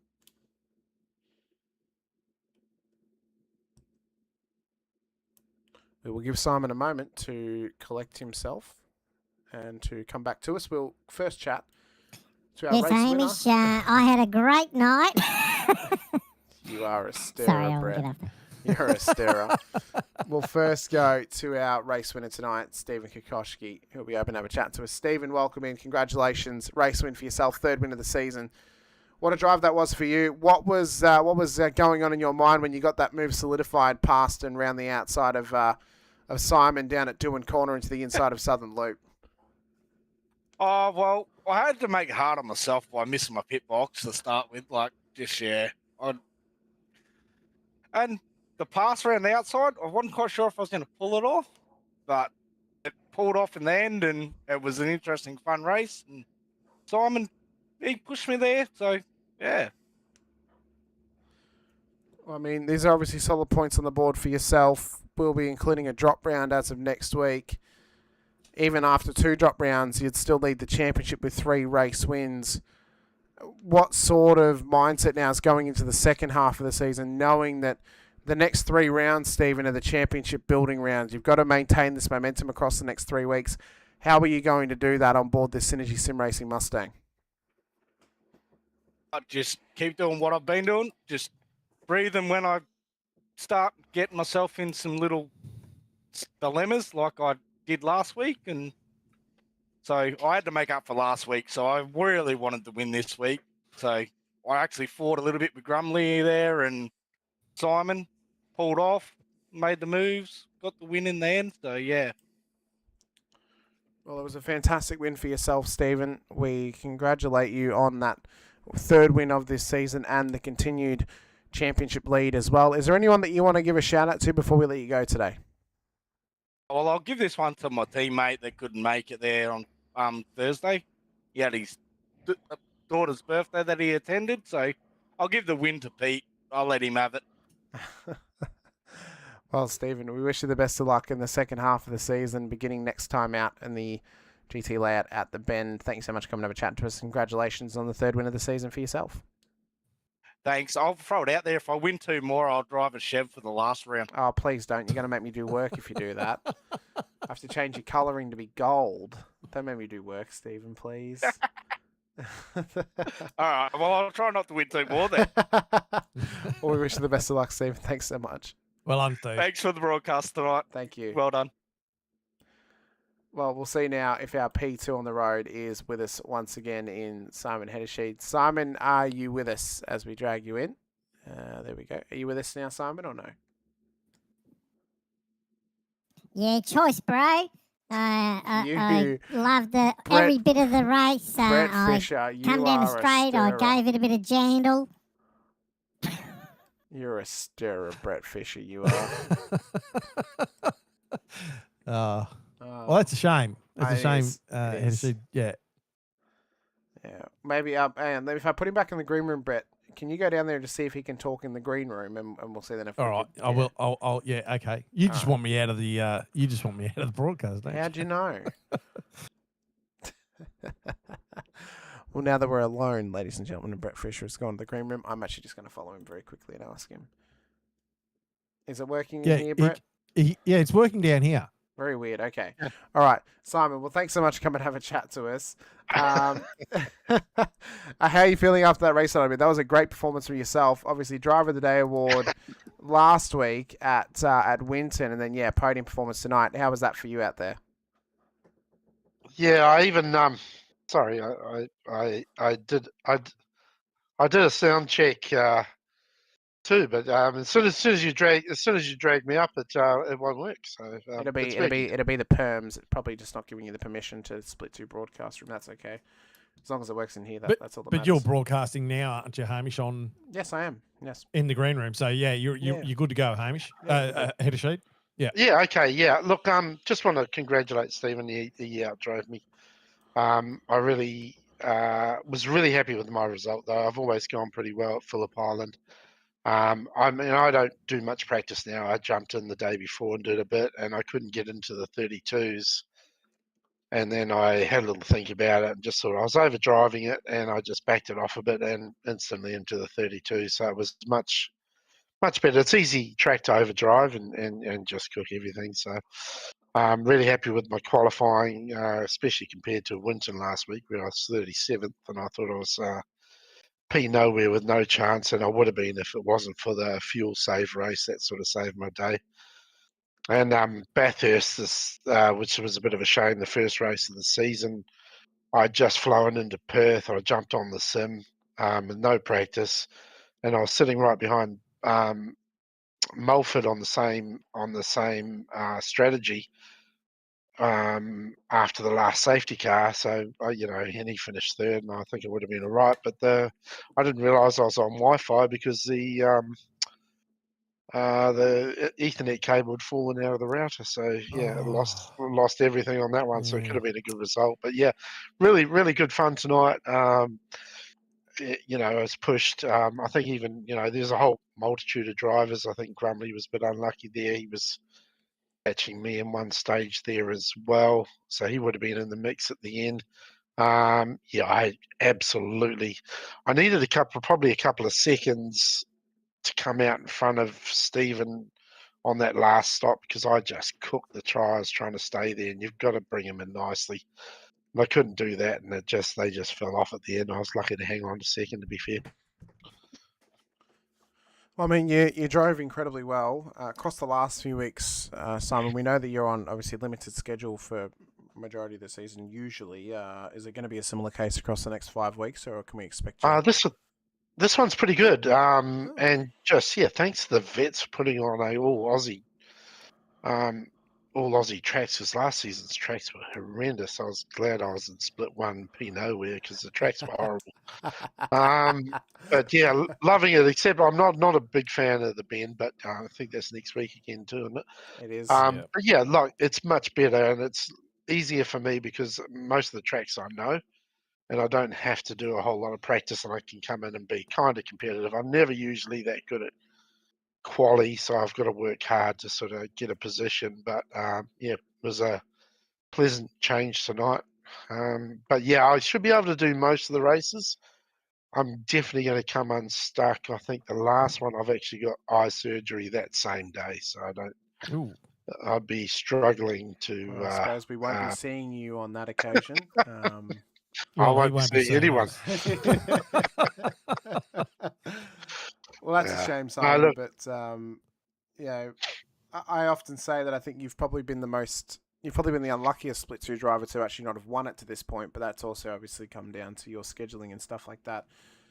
Because I've often believed that if you were able to put a full season together, and you obviously were able to put the time into practice as well, you would easily be someone who could take out this championship. But it's unfortunately to this point, it's always kind of been a what if scenario if you were to win, or a what could be for yourself. Who knows? Maybe we'll get that question answered for us at some point. But maybe if you get it on a silver platter like this again, let's not schedule some eye surgery on the day of the final round. I definitely didn't schedule that. No, not much you can do about it, obviously. And I mean, you're always an exciting driver to watch. I know that, even from a team owner's perspective, my guys never have an issue battling around you, and it's always a fun thing to watch as well. And even though I'm blocking my eyes and ears with my hands every time I see you battling them, because I'm like, no, don't crash, please. I don't want to crash you. I don't want you to crash into Simon. I don't want him to crash into you. But regardless, it's always fun to watch you race because you always put on a great show and you always have something on offer for us on track. Over the last few weeks, you've been turning it on for us. So we're looking forward to seeing what you can do in the next half of the season. Yeah, thanks, mate. Yeah, I really do love the close battling. It's that's why I go real racing as well. It's only club racing now, but I love that close contact or no contact, preferably. It's a bit scary when I had that lock up and was struggling to pull it up. But I really enjoy the battles. I don't think I've ever got the outright pace. I mean, Stephen, before he came to Vets, he was always quick anyway. And if he can just, he's tidied everything up now and he's putting it all together consistently, and that's all he's got to do to get a championship, and he'll move up from there. That's what Brett and I spoke about, obviously, through not only last season prior to the run that he had last season, but even afterwards in the reflection period as well. It was, if he had have just put it all together, he probably would have been in a much closer chance, obviously, of challenging the championship last season. He probably wouldn't have been in split 2 in this season if he had. He'd be in split 1. So knowing that he's been putting it together in the first half of this season, I mean, realistically, Brett, he's only had, one poor round, which was Winton. The next 2 weeks, if he finishes inside of the top 5, it's going to be a case of, see you later, he's going to split 1. Is he going to take the championship with him? or is he going to be just going up to Split 1 as a promotion driver? You know what I mean? And that's what he was saying when we just chatted to him just before, is that he's had a rethink and he's changed his attitude on how he's approaching it. So as long as he can keep that up, I think he'll be right. And don't get himself all flustered when things don't go well. So that's a matter of that's maturing as a driver. That's right. And I think also that's you've got to give credit to the vets for that. That's 100%. That's their rules and regulations that are causing that as well, and it's teaching these guys. There's a lot of guys who come in and you see them jump straight in and they're quick, but they can't put it together. Yeah, and they're taking people out and they're taking themselves out.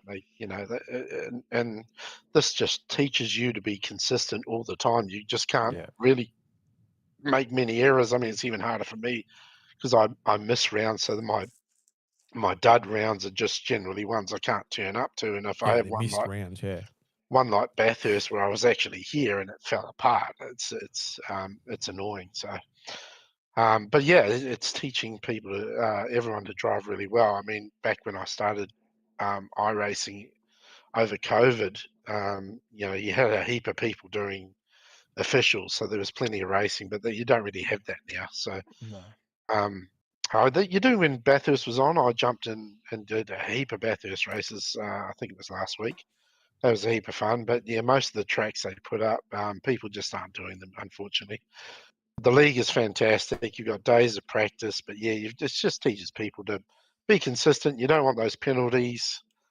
They're costly. They build up, and it's a good way of policing the league. I think you've got it down pat. I think they do a brilliant job. You guys do a brilliant job with the broadcast. Everyone does. 4 splits, not easy to manage, and I think as a Bruce doing a really good job and race control as well. Just it's a monumental task to organise and to police and do really quickly, because you got to do it fairly quickly on the day, but doing a fantastic job.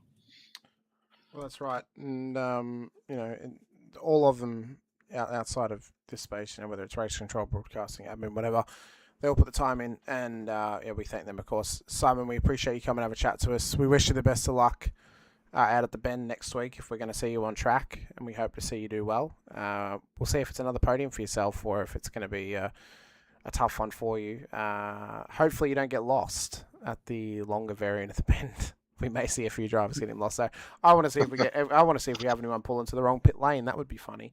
But yeah, I'm booking you seeing iDog for next week. But I haven't even had to go at the track yet, so that should be interesting. But yeah. Well, I'm looking forward to it. It's going to be good. Thank you so much, Simon. Appreciate your time. And we wish you the best of luck next week.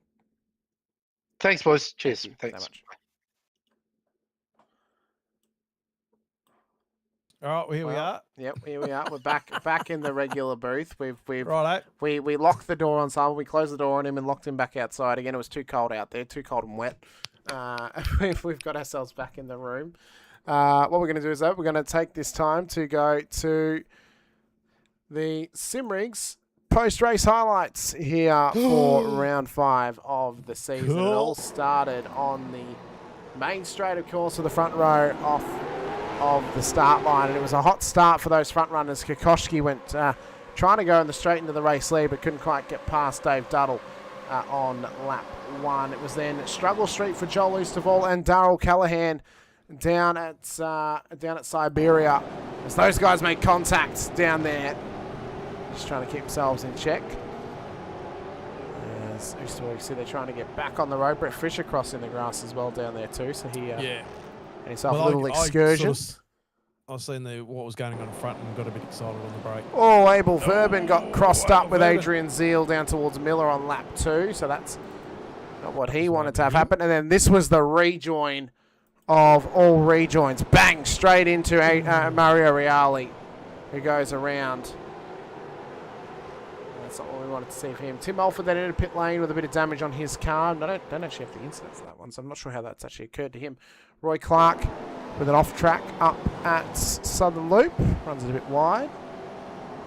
And just traverses the grass at that stage. Scott McCune then with an incident as well. This is down at Southern Loop leading up towards Stoner with contact with Darren Goosey spinning around. So then that was actually the backside of, the front side of Darren Goosey having to cross over the motocross jump down there off the exit of that corner. So that answers that question of how they both ended up around and in contact together. Andrew Listener then having a moment as well. This is down at turn 1 for Doohan Corner. As he came through, just ran it a bit too wide. Maybe found a stray weed out there that he wanted to trim up. Once you're on that trajectory, it's come back. Not easy to come back at that stage.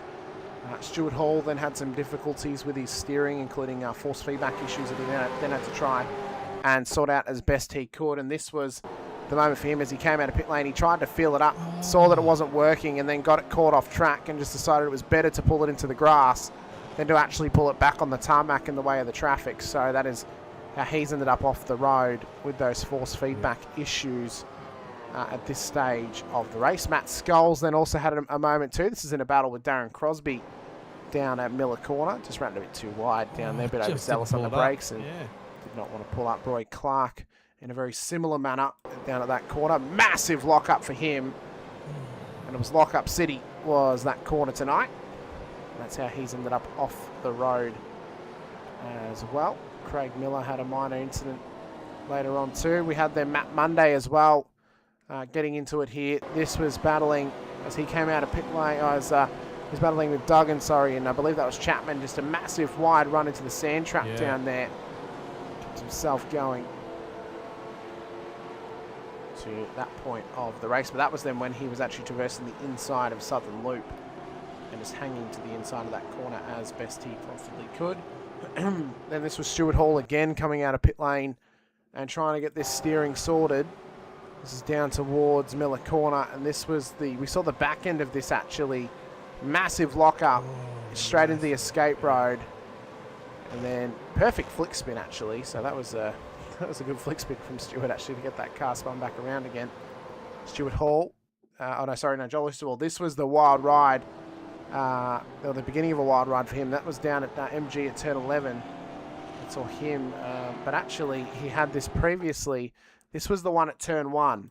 We saw him lose the rear end and go straight off the road at Southern Loop and back it into the barrier. So again, more dramas for some of those drivers in the field today. Darren Goosey as well, also another one of those drivers. This was when he was going slow up at Lukey Heights.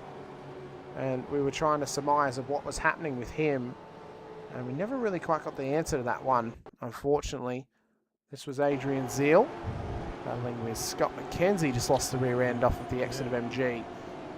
And nearly put it in the wall. Luckily, he did not do that in the end there as well.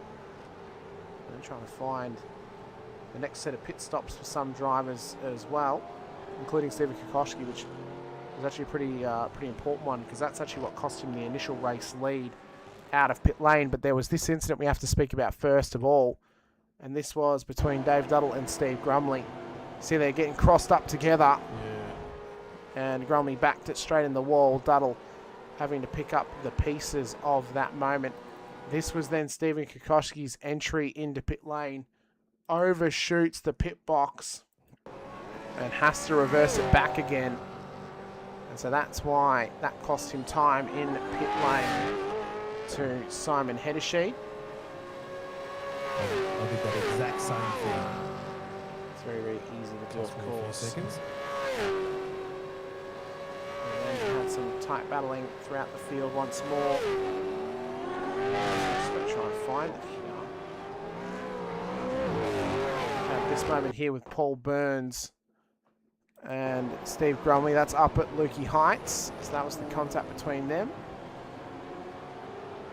And that was just them getting it sorted. Messy. It was messy. But then it continues on to the next corner, if you remember, with Roy Clark. He didn't really have anywhere to go.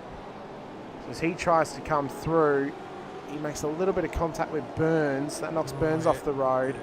He tries to slow up to redress it. Grumley then gets caught out by that, and Corfidis comes all the way around. Scoots around the outside. Does indeed. And what was it? A great move for him. But this was the move probably the move of the whole race. Kokoschki to the outside of turn 1. Hangs it on the outside of turn 1 with Simon Hedesheed. Gets the inside at Southern Loop in what was the move that led to the race win for Mr. Kokoschki here today. And then finally, there was this big moment down here. Big kerfuffle down here at turn 12. Contact with Blanchard and Fisher into the line of fire for Nathan Favero. And that was really the last big bingle. Although we did have Grumley's moment up here, and I think this was actually a self-made incident. It was. Did it all on his lonesome down there, Brett. Did it on his own, yeah. Yep. Happens. That takes us then to the final piece of the post-race show tonight before we wrap things up. We've got to be able to get into the Driver of the Day award, and this evening it will be going the way, if I can get them on screen properly, of one Mr. Chad Viger here this evening. And what was a fantastic drive for him. Chad. He takes home the Driver of the Day award here for Split 2, Round 5 out at Phillip Island. A massive congratulations to him after what was a spectacular drive for him. And a very positive note for him. And that run today, I mean, what a drive. I don't believe he's here next week at the Bend. Hopefully, though, we'll see him in a few weeks' time, whenever he may be back once again. I want to give a shout out, though, to everyone who's joined us here this evening, and we appreciate all of your supports as well, all throughout. We are looking forward to what's coming up throughout the rest of this season. Of course, Brett, the second half of the season is about to get underway with Shell v Power Motorsports Park at Tailem Bend next week. 200 kilometres, 26 laps for round 6 of the season. Round 7 the week after at Oran Park for 150 Ks. Sandown in round 8 begins the run of Enduros. 250 Ks, 81 laps. 250 Ks at Adelaide in round 9 for 78 laps, and then finishing out at the 300 kilometre, 49 lap Bathurst race to end it all at the end of the season. What a run home we've got coming up. Certainly do. Yep, it's going to be a great one. Look forward to this, yeah. And you guys do not want to miss it. You don't want to miss any of the action. You can catch it all live here on Affinity Broadcasting and the V8 Veterans channels. Be sure to hit the like button to subscribe, the bell icon as well, so you're notified whenever we go racing here with the V8 Veterans through the Split 2, Split 3 and Split 4 action here on the V8 Vets channel. You can click like, subscribe, and the bell icon too on the Affinity Broadcasting channel to help support us through not only the SIMRIGS V8 Veterans as well as Highside Motorsports, which is going racing at Homestead Miami Speedway on Monday morning, 8:50 a.m. Australian Eastern Standard Time, but also broadcasting for the first time on the channel tomorrow for their next season, Season 8 of Premier Endurance League GT3 Limited Series.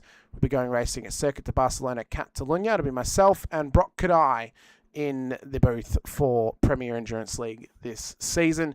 That will be 7:50 p.m. Australian Eastern Standard Time tomorrow night, live from Barcelona. For myself, Hamish Munro and Brett Fisher alongside, appreciate your time, appreciate your effort being here with us once again. Next time out, we'll be at Shell v Power Motorsports Park for the 6th round of the season. You guys don't want to miss it. Coming up next, though, is the hype-up song for you here for Phillip Island. We'll get some highlights happening during that segment as well. We thank you all for watching here this evening out at Phillip Island, and appreciate your time. Appreciate you for being here with us once again. We'll be sure to see you guys next time out at Shell v Power Motorsports Park. But until then, stay safe, drive hard, and as always, bye for now.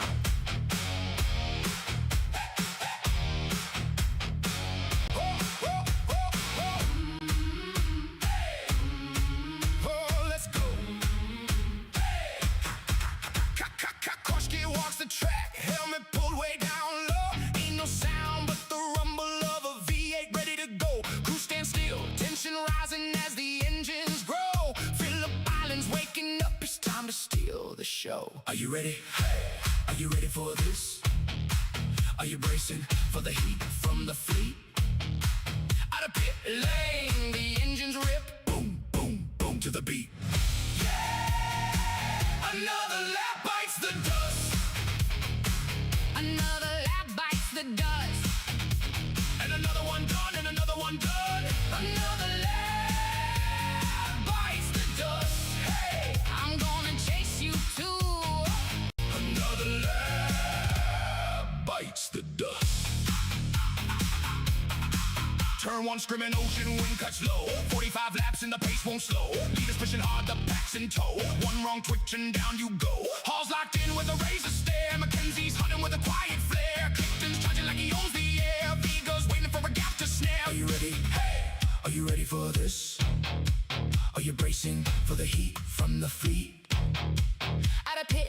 lane, the engines rip. Boom, boom, boom to the beat. Yeah! Another lap bites the dust. Another lap bites the dust. And another one done, and another one done. Another lap bites the dust. Hey, I'm gonna chase you too.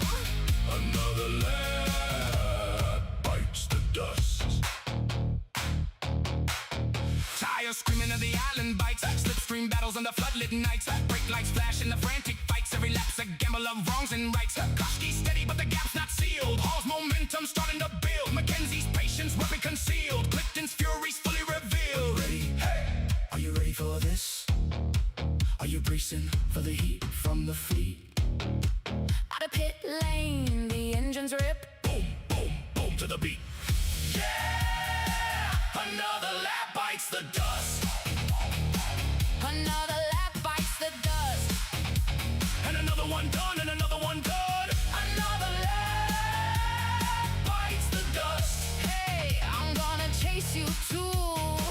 Another lap bites the dust. Hold the line, don't break, don't bend. 45 laps to the bitter end. One clean pass and the crowd erupts. One brave move and the field disrupts. Silent win, engines roar. Every lap demands much more. Push too hard, you're on the floor. This track don't care who you were before.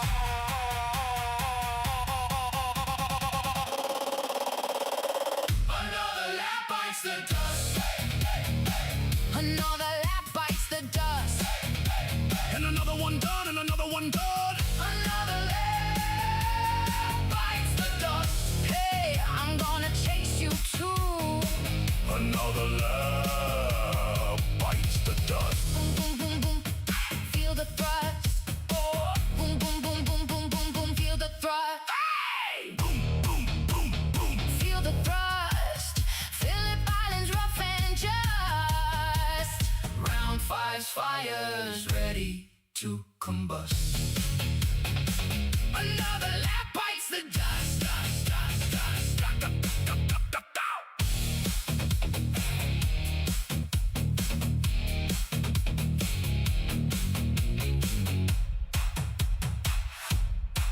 Oh, let's go.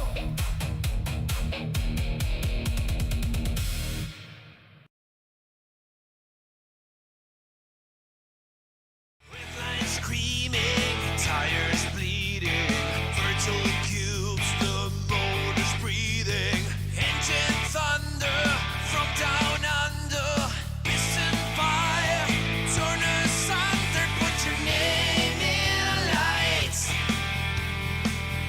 Oh, with the vents tonight, it's a 1,000 decibel supercar fight, burn this track to the ground with V8 sound.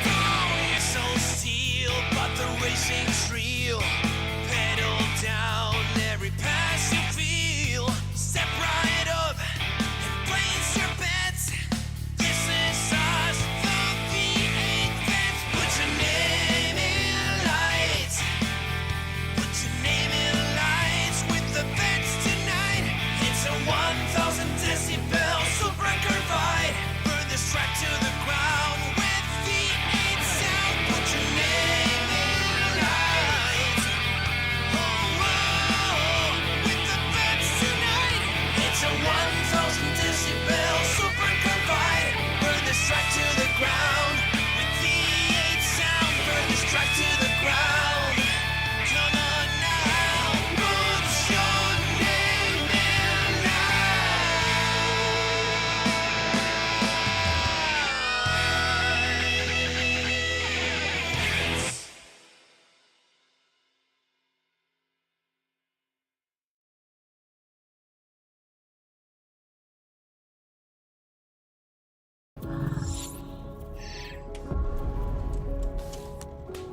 The Racing Series is a new milestone in Logitech G. All the great old wheels, the G29, the G920, the G923, they all have their own unique way of connecting to each other, but there's no room for expansion with those products. So the question arose was, what if we were to give the opportunity for the racer to switch out from a drifting wheel to a GT rim? With the wheel hubs that we've created, that's got a very specific button set, but you can replace any of the steering wheels. And the real lovely aspect to this was we could give the user, driver and the racer the opportunity to experience different genres of race. That allows drivers to craft high quality, customized setups that resonate with your individual racing style. When we start with the design, we always start sketching. Very often, once we've got sketches, we start discussing with engineering. We had 3 rounds of engineering testing or user testing where we invited in users from sim racing, and every single round of feedback we refine, the product based on what they tell us.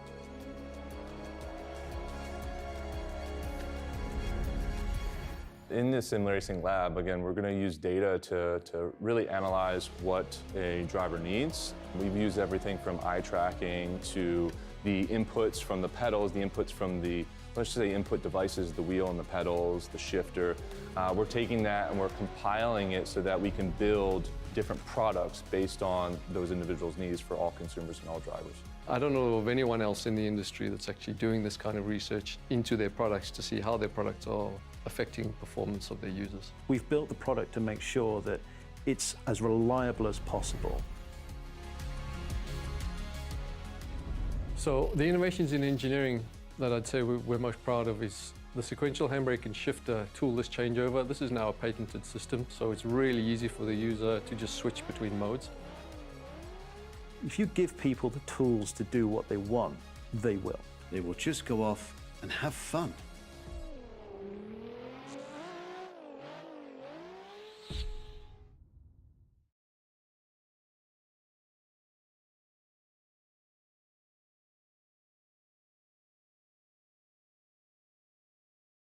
Hey guys, sorry about the lack of videos lately, but I've been really busy down in Melbourne with SIMRIGS. I've actually built our first rig in Melbourne. It's featuring our new ASR chassis. So basically it's an ASR Pro with a cubic QS210 motion system with a cubic BT1 belt tensioner. I've coupled it with an awesome set of LG ultra wides. What you've seen before, these are the new brackets that I've made for the cubic system to suit the ASR, and you notice it's really low to the ground. We got it really low to sort of match a real car, like a lot of motion systems sit quite high, and that's really annoying that you need steps to actually get in it. So now I've lowered it down, it's actually really low to the ground. And the awesome thing with cubic is when it sits, it actually sits down like a real lowrider, and it only raises when it comes back and starts moving. Also on this rig, we've got the fantastic SimCube active pedals. Not going to get a better pedal on the market. Couple that with the SimCube Coral. We've given it the whole Porsche livery and the Grid Racing by SimLabs Porsche wheel. So that just ties it all in together. So it's an awesome build. I really love these monitors because of the semicircle. You just look at, you're fully encapsulated. And being ultra wide, yes, they are a little bit narrow, but with the 45 inches, it is taller. It is, I think, about maybe 2 inches higher compared to a 32 monitor. The color that you get out of them is fantastic. Really nice and deep, good blacks, as any OLED should be. That's it, guys. We've got heaps more builds that we're doing at the moment. Our ASR containers arrived, so you'll be seeing them on our website as well. So, till next time.